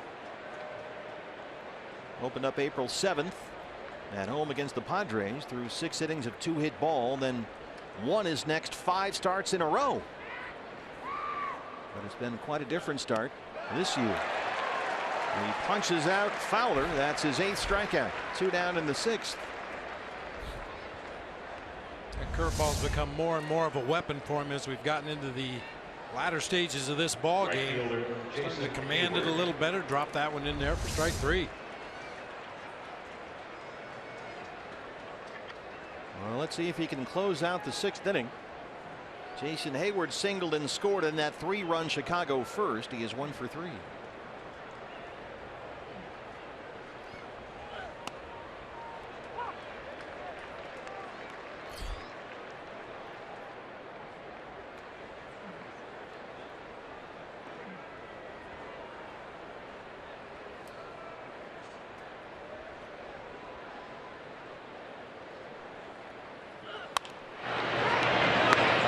Right on the bag. Goldie is there, and Greinke is through 6. He's retired the last 7 he's faced. He is settled in. Diamondbacks need to get the offense going. They trail it 4-1.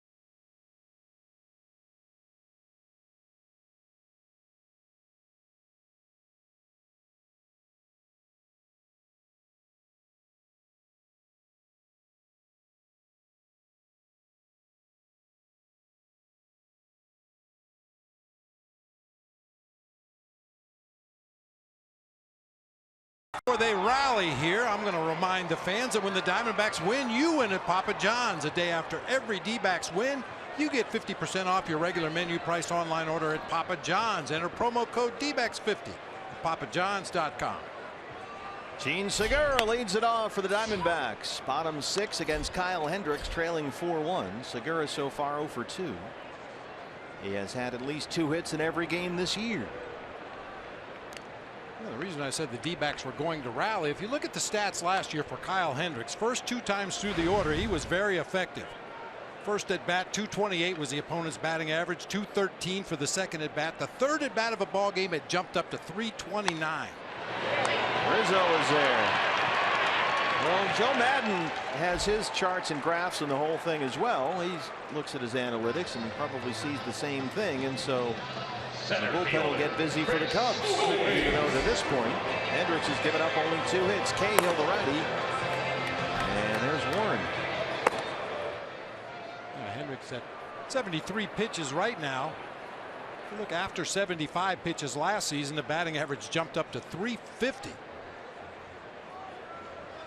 Chris Owings singled, stole a base, and scored the Diamondback only run to lead off the 4th. CO in center field tonight, 1 for 2. Diamondbacks fans will remember Armando Reynoso. It was regular as clockwork. He'd get to that 75 pitch mark and forget how to pitch. He would be dazzling for 6 innings, twice through the order, and then that 3rd time through, you know, just they'd seen everything he had to offer, and it was tough for him to work past 75 pitches. Gets CO right away there. 4 strikeouts for Hendricks, 2 down now, and here's Goldie. Probably out of the zone up that time by CO.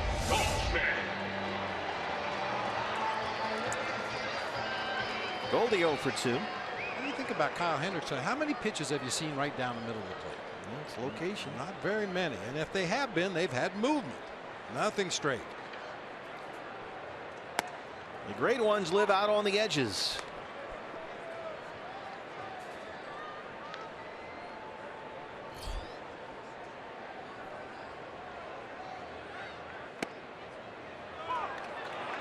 Jumps ahead, no balls and 2 strikes.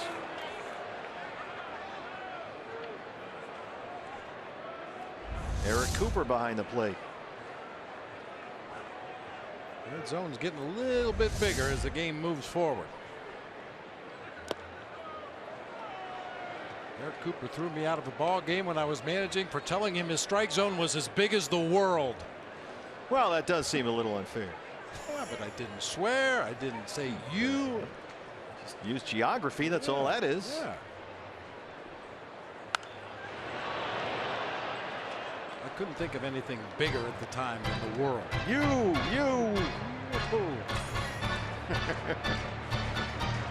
Bazinga.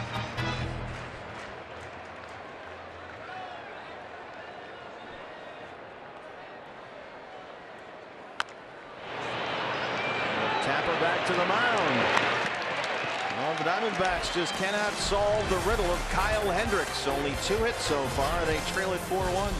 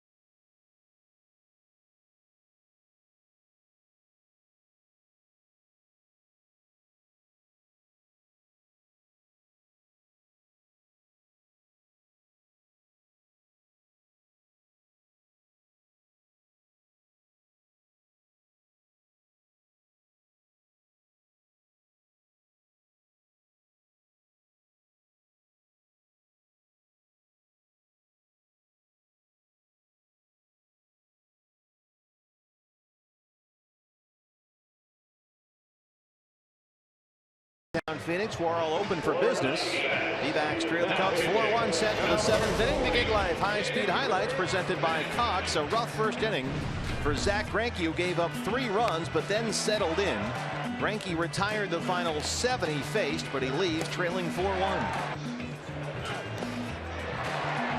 The bad inning came in the 3rd last time out. This time it was in the 1st inning, but settled in nicely. The Diamondbacks will figure out a way to get back in this game offensively. Andrew Chafin will now be tasked with holding down this Cubs offense. Yeah, Greinke gave up only 3 base hits after that 1st inning. Your Arizona Federal Credit Union pitching change is Andrew Chafin on for the 3rd time this year. He worked in Thursday's series opener and threw 19 pitches. ERA a little misleading in the early going. I mentioned it the other day. He had a couple runners on base when he came out of the game in favor of Silvino Bracho, who promptly gave up a 3-run home run to Nolan Arenado. So Chafin's ERA ballooned a little bit, and especially early in the season, those numbers can get up there in a hurry. Well, Ben Zobrist will lead it off. He's been on base 3 times, a single, a walk, and an RBI double. He's scored a run.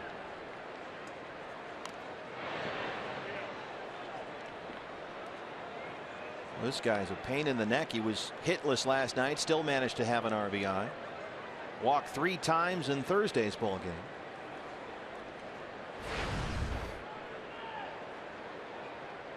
Also had an RBI double and scored a run in that series opener.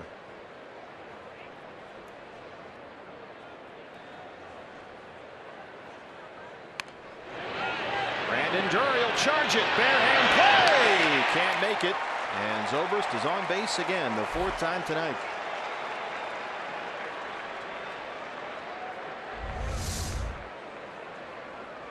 Perfectly executed. Nice effort there by Brandon Drury with the barehanded play, but nowhere near in time to get Zobrist at first. I'm trying to figure out where they want the 3rd baseman here with Zobrist at first. Nobody out for Rizzo. When nobody's on base, they will overshift to the right-hand side against Rizzo. And they're trying to move him around like chess pieces right now. Drury's still looking in the dugout. And now they have everybody settled in. Matt Williams positioning his infielders.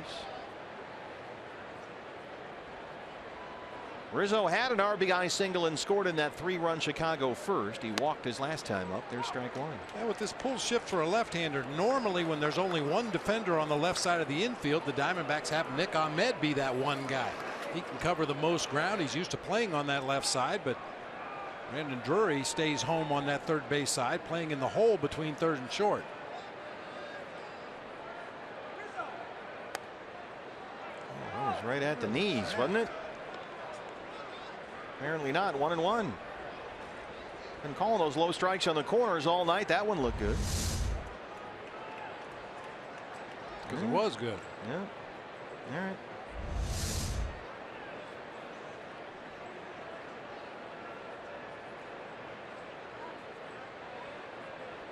Not as big as the world that time, the strike zone. It's a small world after all. That misses as well. 2-1.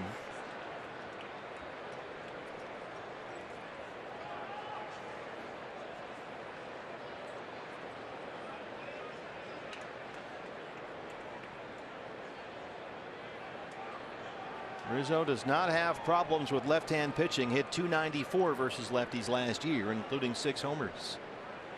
I think there are a lot of at-bats during the course of a regular season where Anthony Rizzo looks breaking ball against left-handed pitching. Back to Goldie, steps on the bag, takes off the force. Ahmed's got to tag him, and he does.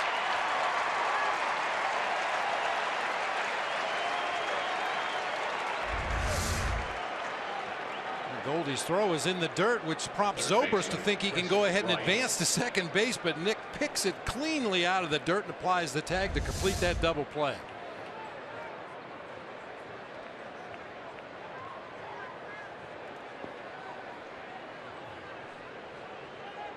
And now they're overshift on the left-hand side for Chris Bryant, who had an RBI double in the first. He's 1 for 3.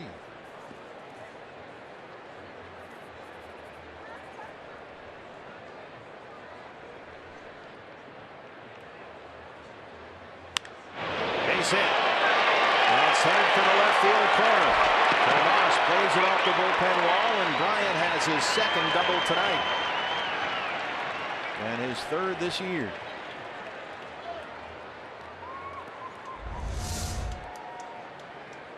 Catcher, Miguel Montero. Ryan hits a lot of top spin line drives. He's got a little bit of uppercut in that swing, hitting out of that exaggerated crouch, and when that bat comes through the zone, occasionally he'll have that upward plane, and if he catches the ball perfectly, he can hit it 500 feet, but when he's a little out in front of it, he's got top spin. That ball really sinking hard as it got out there in left field. He's at second with 2 outs for Miguel Montero. Miggy has an RBI sac fly and a double. 1 for 2. Did you like, as a hitter, facing a pitcher that you had at one time caught previously when you were teammates? Did it make any difference at all? I thought it did, but I imagine the numbers would say it didn't.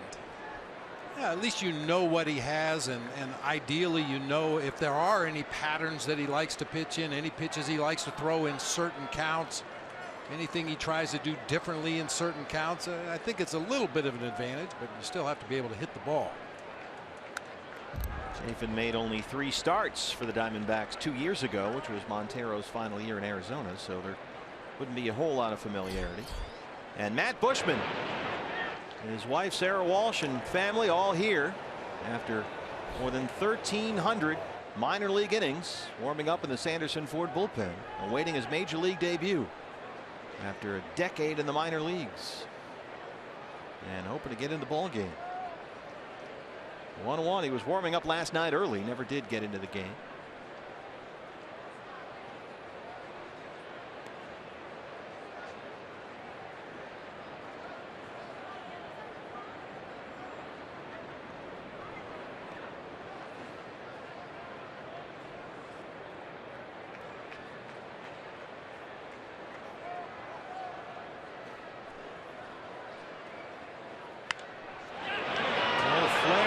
Shortstop, Ahmed's got it, and Chafin strands Bryant after the 2-out double. What's next? Brought to you by CenturyLink. Peralta, Castillo, Tomas. Diamondbacks trail at 4-1.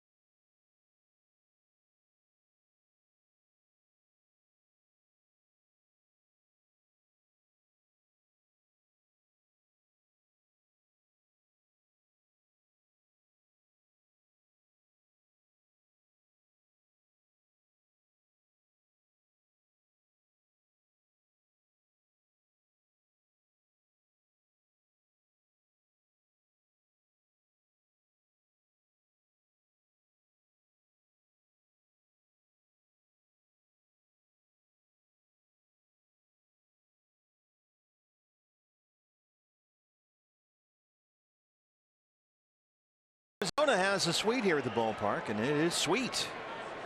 Bottom 7, D-backs trail the Cubs 4-1. Hey fans, this week only T-Mobile customers can get a free season-long subscription to MLB.TV Premium. Just go to T-Mobile.com/MLB, sign up, and you'll be able to catch every moment on America's fastest-growing LTE network.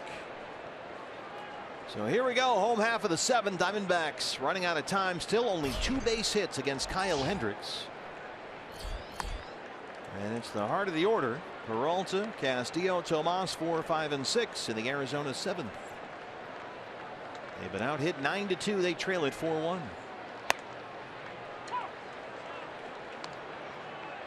And Hendricks has retired the last 7 he's faced.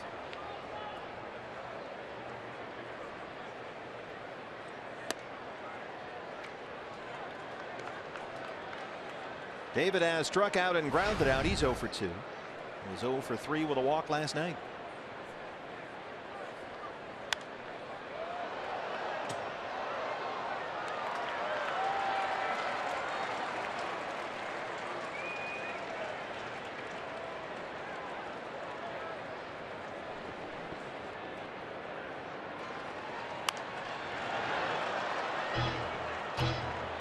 I think he's trying to hit a few into that Fox Sports Arizona suite up there.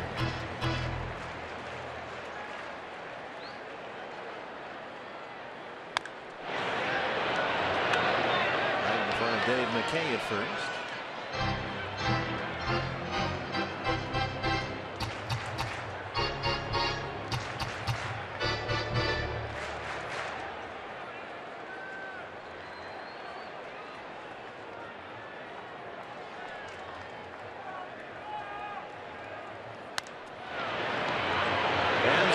Can't make a play. Peralta's aboard.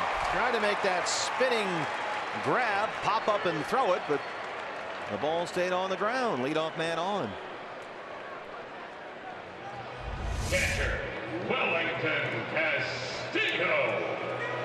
7 or 8 steps to his left right there. I think you're right. He was going to try to field that ball, plant that right foot, spin and throw to first base, but just hits off the little finger of the glove, trickles out into shallow right field. Freight train on the tracks. Need some base runners. Wellington Castillo has grounded out and walked tonight.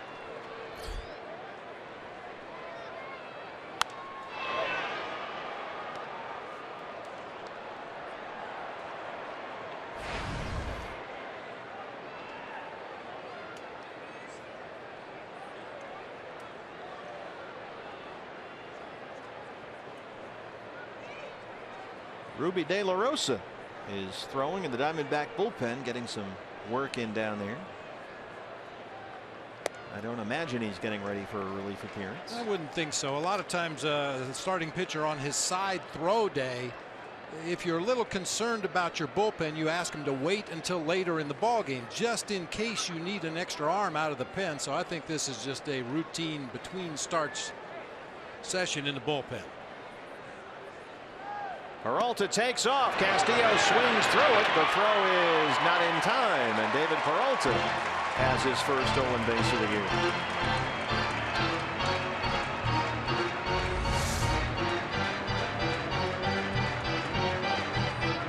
This is something, if the Diamondbacks could get a few more base runners on and get the right base runners on, something they could possibly exploit against the Cubs. Hendricks is a little slow to the plate, and Miggy's been a little slow unloading the ball. That one bouncing into Zobrist at second base as Peralta slides by safely. And you saw Wellington Castillo with a little Dikembe Mutombo finger wag toward the Cub dugout. Called strike 3. Eric Cooper rings him up. 5 strikeouts for Hendricks.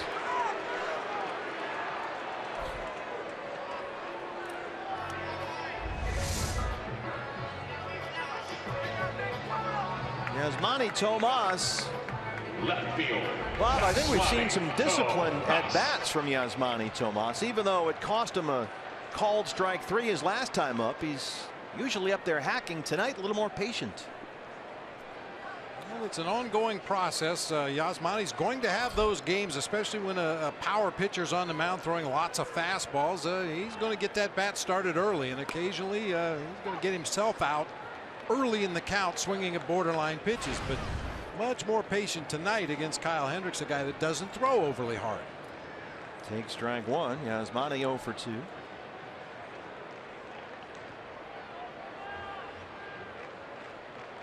Last time he was rung up on a pitch by Kyle Hendricks that was out of the strike zone, but Eric Cooper said strike 3.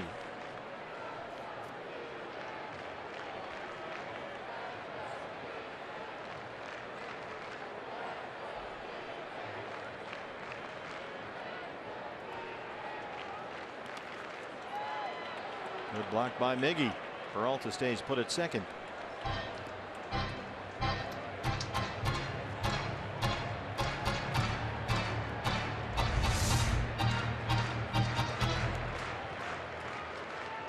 that shoulder out there. Hitters count here for Tomas, 2-1.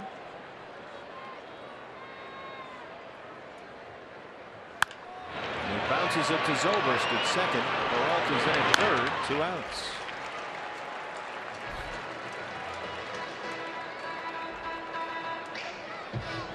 Third baseman, Brandon Drury trying to get that run home from third. Brandon has singled and flied out. He's 1 for 2, getting the start at third base tonight.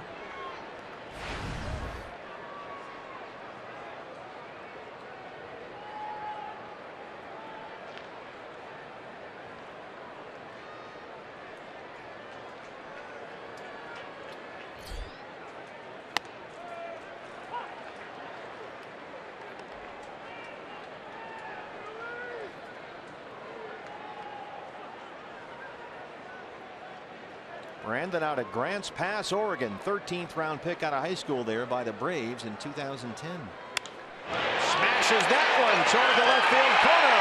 That's a fair ball. Peralta scores. It's 4-2. An RBI double for Brandon Drury, his second hit tonight. And that's the guy we saw all spring long.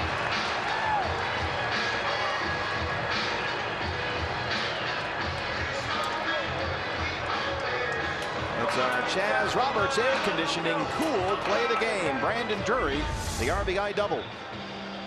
Took an off-speed pitch that just kind of fluttered up there on the inside part of the plate. Sounded like he got jammed a little bit, but just muscles it down that left field line for an RBI base hit. Joe Maddon has seen enough.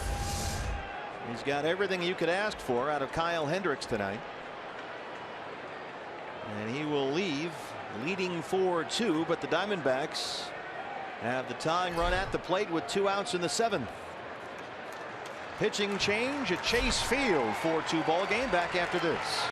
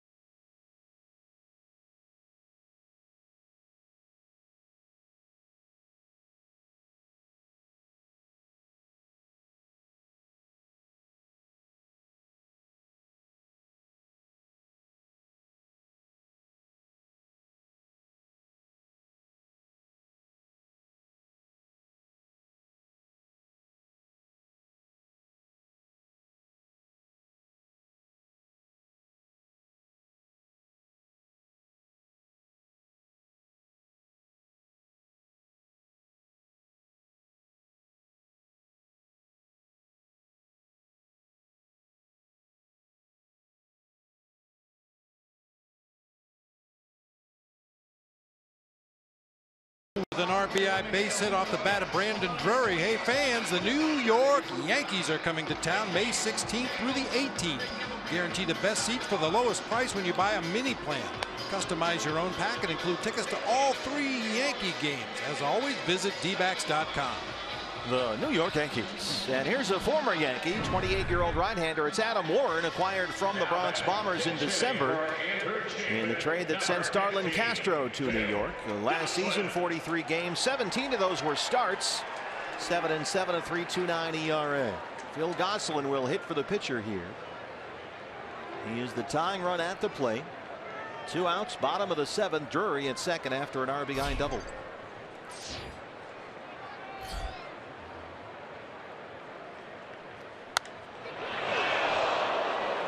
That went into the camera well down there. Awfully hard. Hope everybody's okay.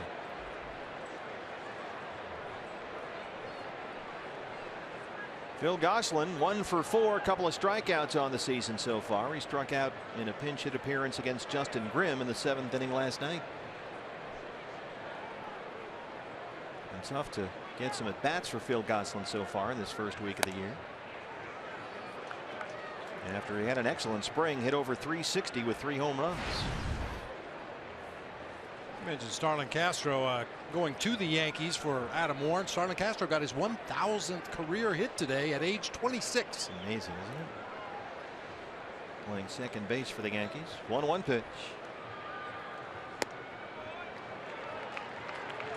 It'll be great to see John and Susan when they come to visit. The great John Sterling, the voice of the New York Yankees.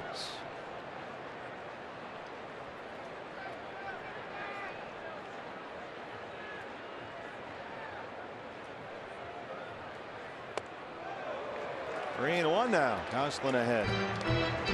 Adam Warren's ball can have a lot of life to it. You'll see it jump and dart around up there. He gets good movement in toward the right-hand hitters. And he'll spot that straight four-seamer as well. Good slider and changeup. But he's behind now. 3 balls and a strike with Drury at second.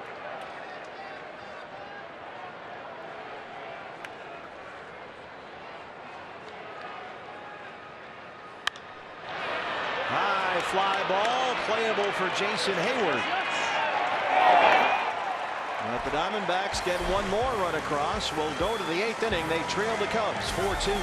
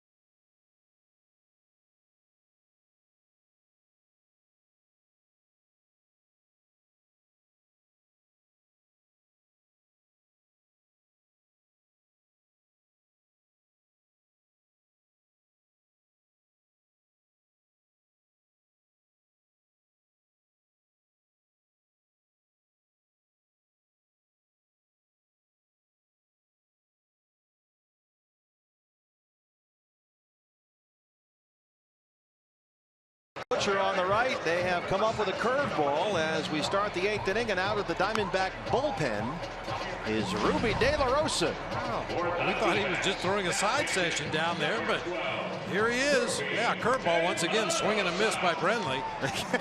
Well, Ruby started the series opener here Thursday night when 3 1/3 gave up 7 runs. 6 were earned on 6 hits. He threw 70 pitches, and here he is on in relief to open up the 8th inning, and he'll face the Cubs' Jorge Soler. So I can't wait to hear Chip Hale's post-game comments. Stay tuned for those on Diamondback Live post-game show. We'll find out what's the deal with that. You know, the bullpen is a little short-handed. Matt Bushman was back there that they brought up from the minor leagues for some length, and Ruby was warming up down there for a good while in the bullpen. Well, with the off day Monday, everybody gets an extra day of rest between starts, and since Ruby had such a short outing his first time out, a little extra work here, possibly in preparation for his next start.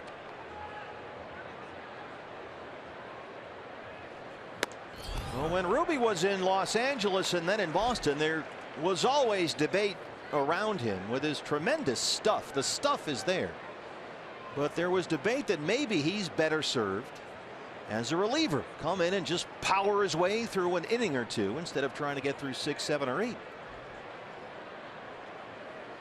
Right to Nick Ahmed. of people both in the Dodger and Red Sox organizations that thought maybe Ruby should be used as a reliever. But this could just be sort of a patchwork one-time only deal here in Arizona. Well, no tricks in that at bat by Soler. All fastballs 95 or better.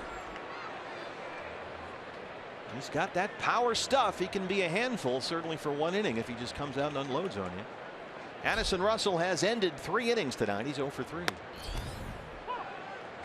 Ruby not messing around. And this might be part of the game plan, you know, to get Ruby to trust his fastball. Is that the issue for him? Well, I think a lot of times it is. I don't think he realizes how hard he throws and how much movement he has on that fastball.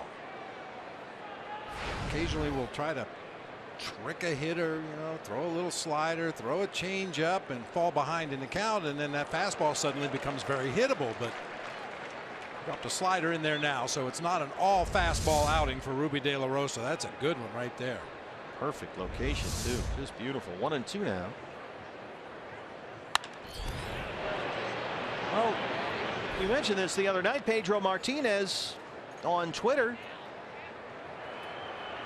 Pedro's been on the social media a lot lately talking about the Diamondbacks, but Pedro, who knows Ruby and knew him growing up, said Ruby thinks too much, overuses his pitches. He doesn't realize how great a stuff he has and doesn't trust it. And maybe one inning here, that level of trust will go up because he is not fooling around out there.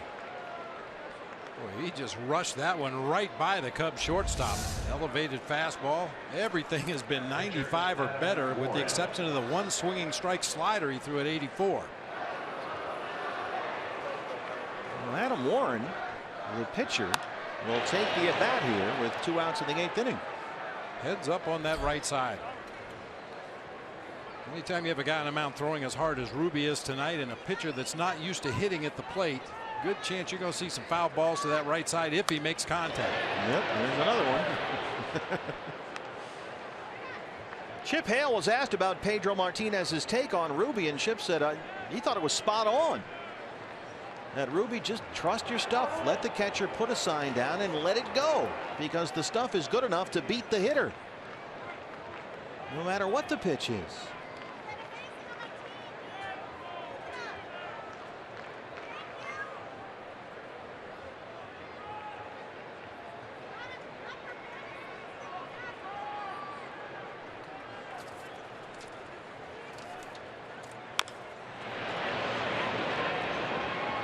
Well, the pitching matchups for the Dodger series came out today, and Bob, as you mentioned very astutely, there's an off day on Monday, so everybody sort of gets pushed back a bit. But Ruby is scheduled to start the game at Dodger Stadium Wednesday night against LA's Alex Wood.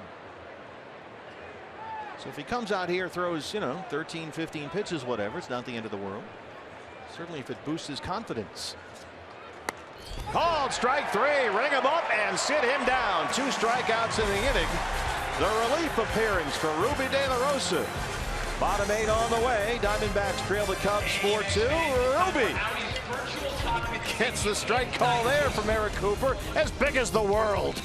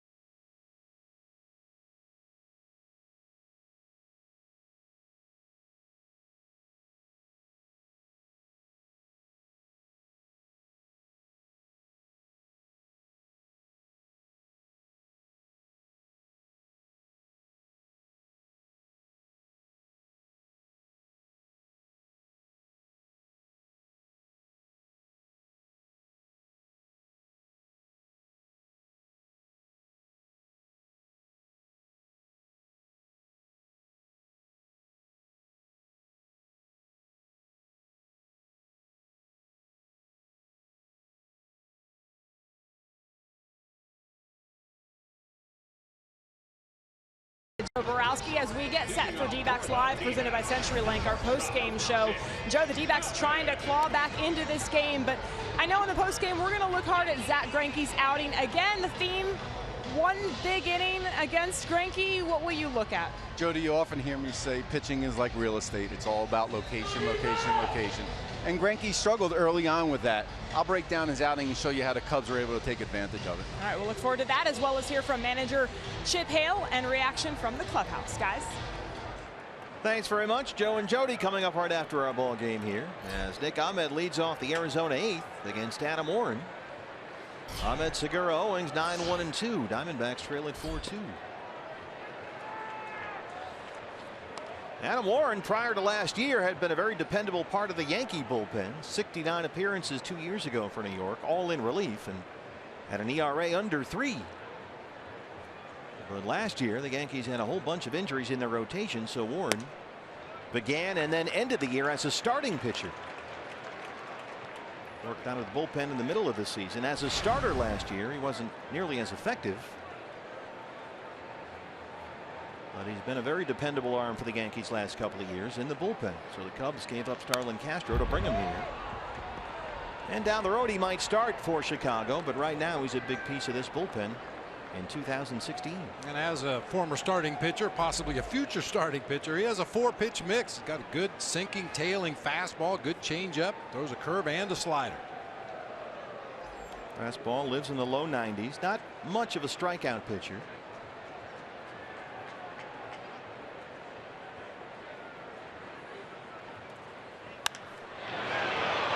Fly ball for Hayward in right, back it up at the track. One down. Sanderson Ford bullpen. Brad Ziegler is up and throwing. Brad works last night through 1 inning, 11 pitches. Also worked that 3rd game of the Rockies series. You got to keep your closers sharp. It's always a balancing act. If your team's on a winning streak and a lot of close ball games, he may be asked to pitch 3 days in a row, 4 out of 5. It's especially tricky with a guy like Brad, who's 36 years old and will be 37 in October. That's a fair ball. Long throw for Bryant, and they get Segura.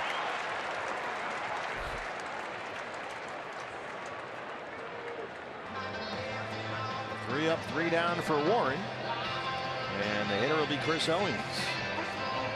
Talking about those occasions where Brad Ziegler might need a little rest down there in the bullpen. The good news is you got Tyler Clippard, who's closed. You got Daniel Hudson, who certainly has closer stuff. So a little better equipped this year to handle a Brad Ziegler vacation if necessary.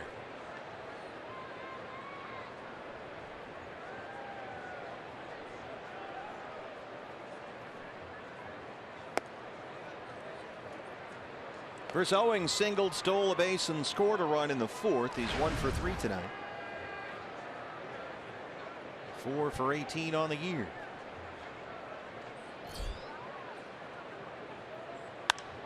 Toward the right field corner and drifting into the seats.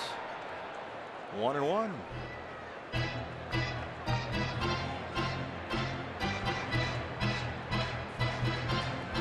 Cubs bullpen busy.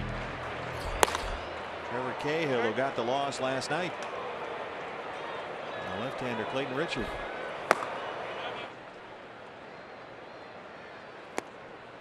Two and one on CO.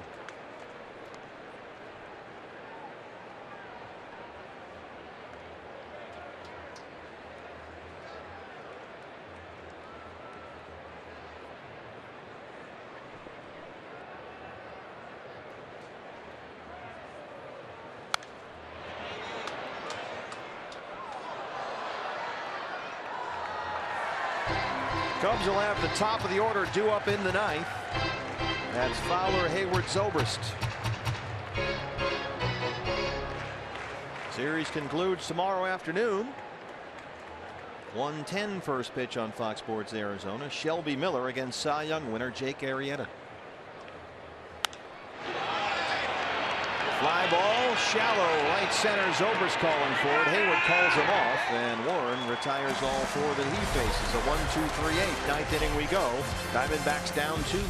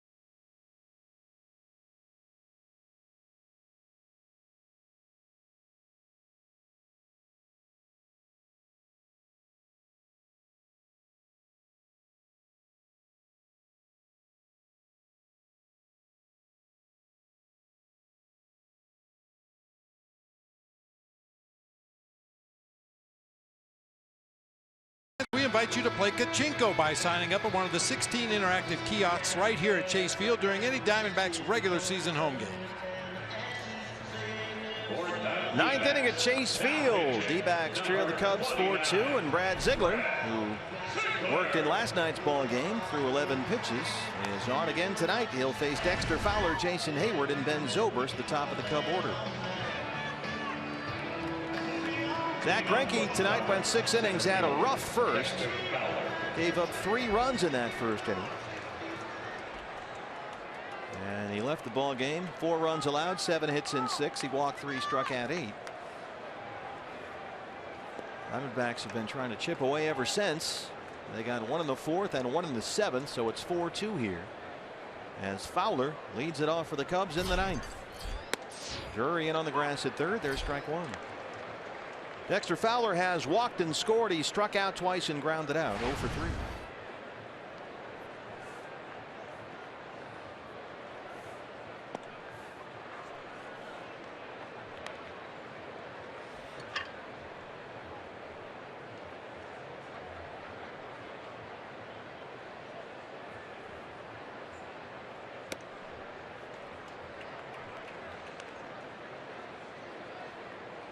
Kyle Hendricks was terrific tonight for Chicago.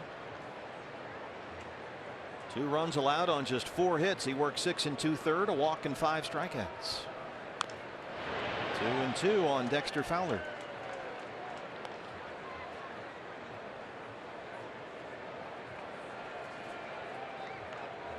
Brad Ziegler.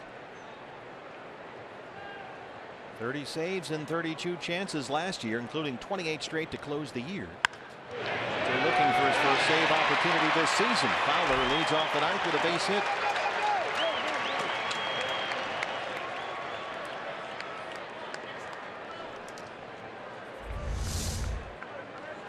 See Nick cheating up the middle of the field just a little bit, but can't quite get to that one as it shoots right off the mound just to the right of second base on into center field. Jason Hayward singled and scored as part of that 3-run Chicago first. He is 1 for 4.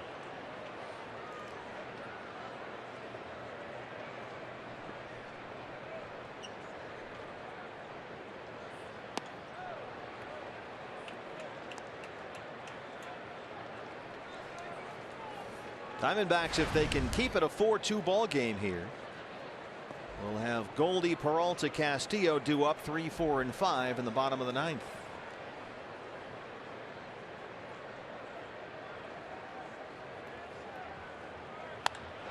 That is yanked toward the right field corner, but foul. Well, it goes without saying, a very small sample size, only 2 at bats between these 2 guys. But Jason Hayward with a single and a home run. Brad Ziegler just doesn't give up many home runs because of that tailing sinking action on the submarine delivery.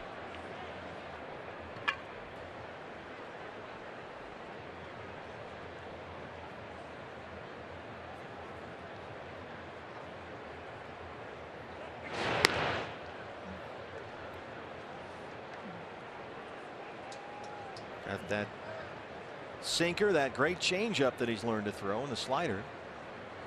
That changeup has become a real weapon for Brad.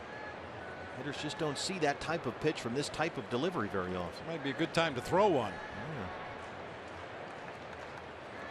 Hit him in the leg, and you can see how upset Brad is with himself there.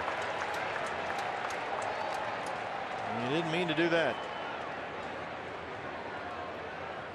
Second baseman, Ben.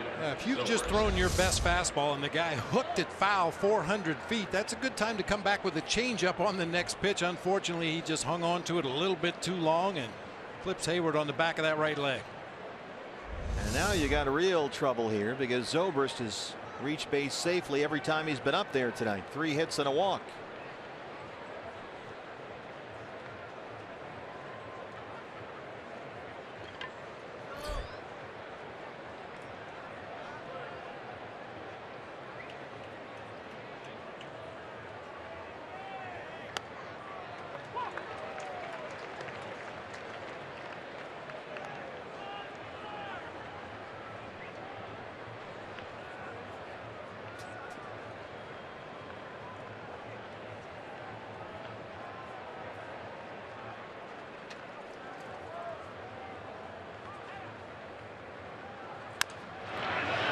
play ball here. Segura on there. Goldie.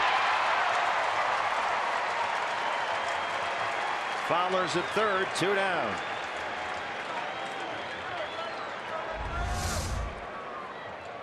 That's why you love Brad Ziegler late in ball games. Rarely gives up fly balls, rarely gives up home runs. More often than not, you're going to get that ground ball, and with this airtight defense on the infield behind him, that's usually what happens. All right, now here's the million-dollar question. You want to work to the lefty Rizzo or the righty Bryant here with first and second open at 2 outs? Do I have any other choices? Sadly, no. I think they're having that discussion right now with Mike Butcher out there. Don't forget, Diamondback Live post-game show follows our ball game. Joe Borowski, Jody Jackson. Brought to you by CenturyLink. You'll hear from D-backs manager Chip Hale, who tonight used Ruby De La Rosa out of the bullpen to work a 1-2-3 8th inning. You'll hear Chip talk about that and other aspects of tonight's ball game coming up next. Diamondback Live post-game show. Really not enough history to base anything on. Rizzo's had 1 at bat. So has Chris Bryant against Brad Ziegler. Both 0 for 1. And they're going to take their chances with the right-hander. Bryant, as we've discussed, is far more susceptible to the strikeout, and you have the righty-righty matchup. And Rizzo has been a Diamondback killer. He had an RBI single in the first, so in 32 career games against the D-backs, Rizzo has 28 RBIs. And Bryant, who led the league in strikeouts last year, is on deck, so they'll take their chances with him. Rizzo 4 for 8 in the early part of the season here with runners in scoring position. So I absolutely wholeheartedly agree with this decision. That makes me nervous. Yeah. So there you go. The free pass. They're on the corners with 2 outs for the defending National League Rookie of the Year. Third baseman. I guess I should say reigning National League Rookie of the Year. You can't really defend that title. Bryant 2 for 4, a pair of doubles. He's knocked in a run. So here we go. 2 on and 2 out, 9th inning.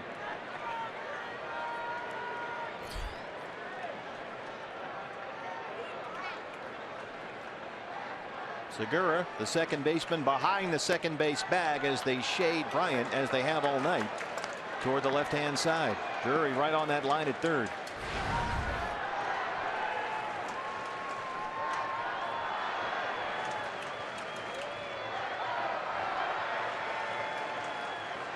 Remember, he can get down there in that crouch and get to a low ball. Big guy up there at 6'5". But he will reach down and get it. So you got to be careful. 2-0.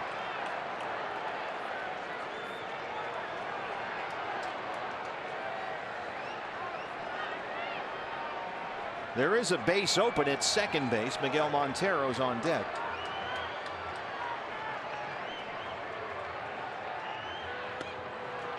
Drops it in there for strike 1.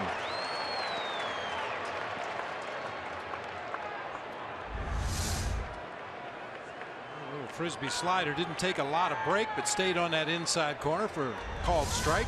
Bryant thought it was below the knees. Eric Cooper says strike 1.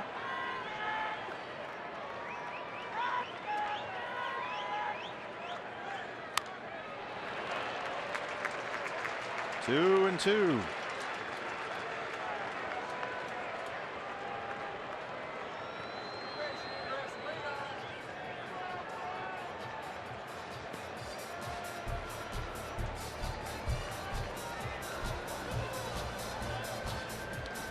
Perhaps talking over not only what they want to throw on the next pitch, but should it happen to miss the zone and run the count to full, what do you want to throw on the full count delivery?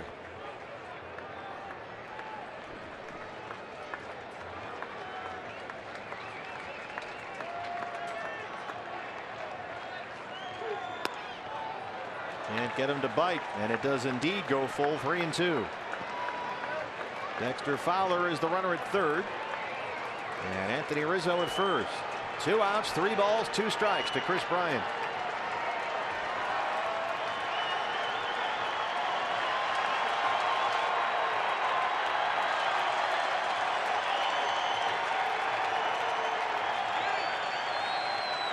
Rizzo takes off. Ball 4. Eric Cooper doesn't flinch back there. And the bases are loaded for Miguel Montero.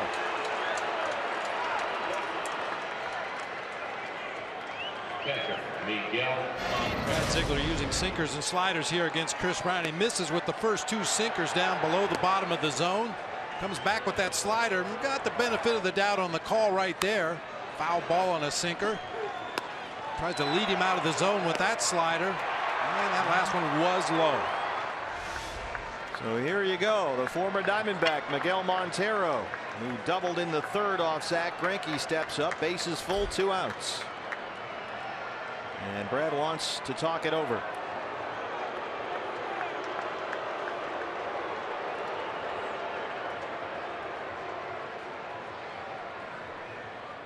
And if anybody knows Brad Ziegler, it's Miguel Montero.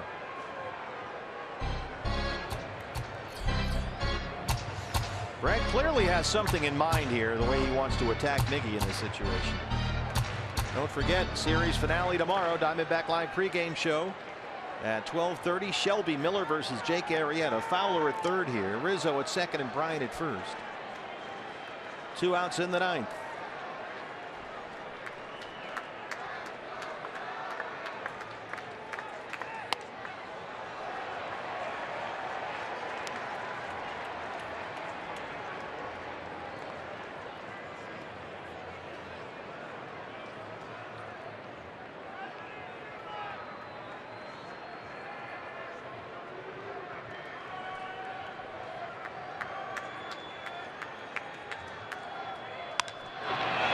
Segura.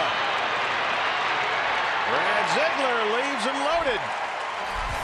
It's a 2-run ball game as we head to the home half of the 9th, and Goldie leads it off.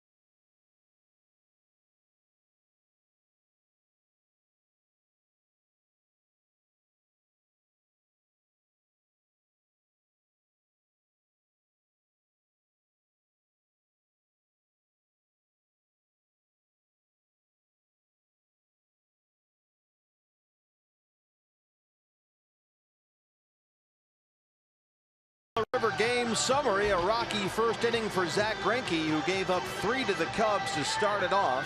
Diamondbacks at one point were down 4-0. They have been trying to chip away here, and it's a 4-2 ball game as we start the home half of the 9th.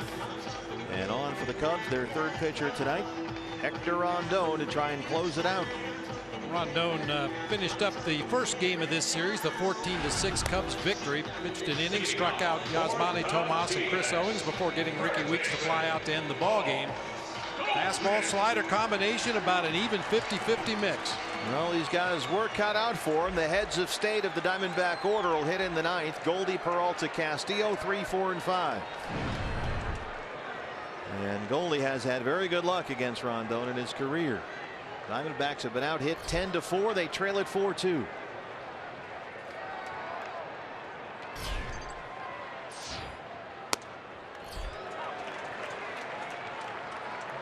Goldie tonight 0 for 3.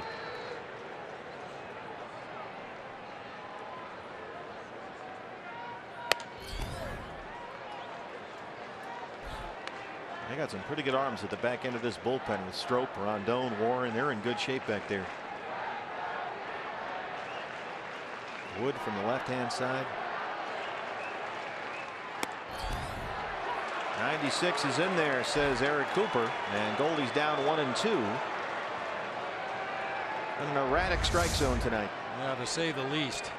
Oh man. Off the plate away at 96.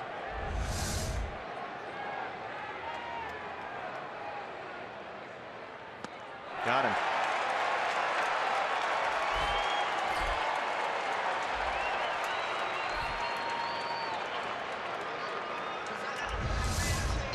Right fielder. That might have been a straight changeup at 89 with a lot of downward movement. And into the right-hander. Yeah. And you don't see a lot of pitches that move like that at that velocity. Here's David Peralta now. Singled, stole a base, and scored a run his last time up. Yeah. Zobrist at second on the high hop. 2 down. Don't forget, stay tuned. Diamondback Live postgame show. Joe Borowski standing by with Jody Jackson. He'll have Chip Hale's postgame news conference. And going to listen to Chip give his explanation for Ruby De La Rosa's relief appearance here tonight, among other things. So that'll be interesting. And look ahead to tomorrow. What a pitching matchup that'll be in the series finale. Shelby Miller and Jake Arrieta. But first, Wellington Castillo, and then hopefully more. Welly 0 for 2. He walked in the 4th.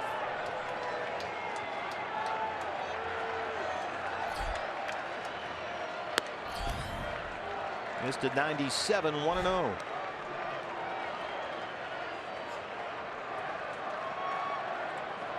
Need a base runner here. Loop and a blast.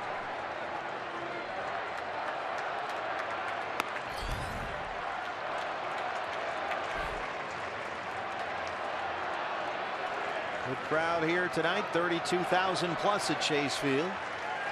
Roof and panels open on a gorgeous night here in the Valley. Most of those fans still here. It's been a good ball game.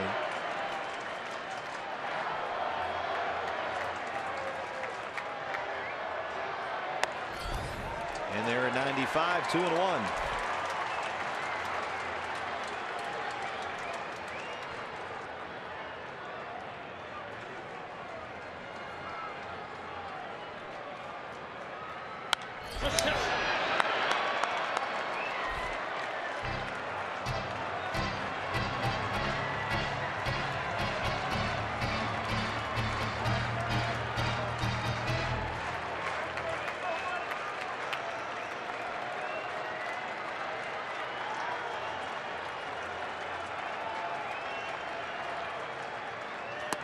Called strike 3 at 96, and that's the ball game. The Cubs win it 4-2.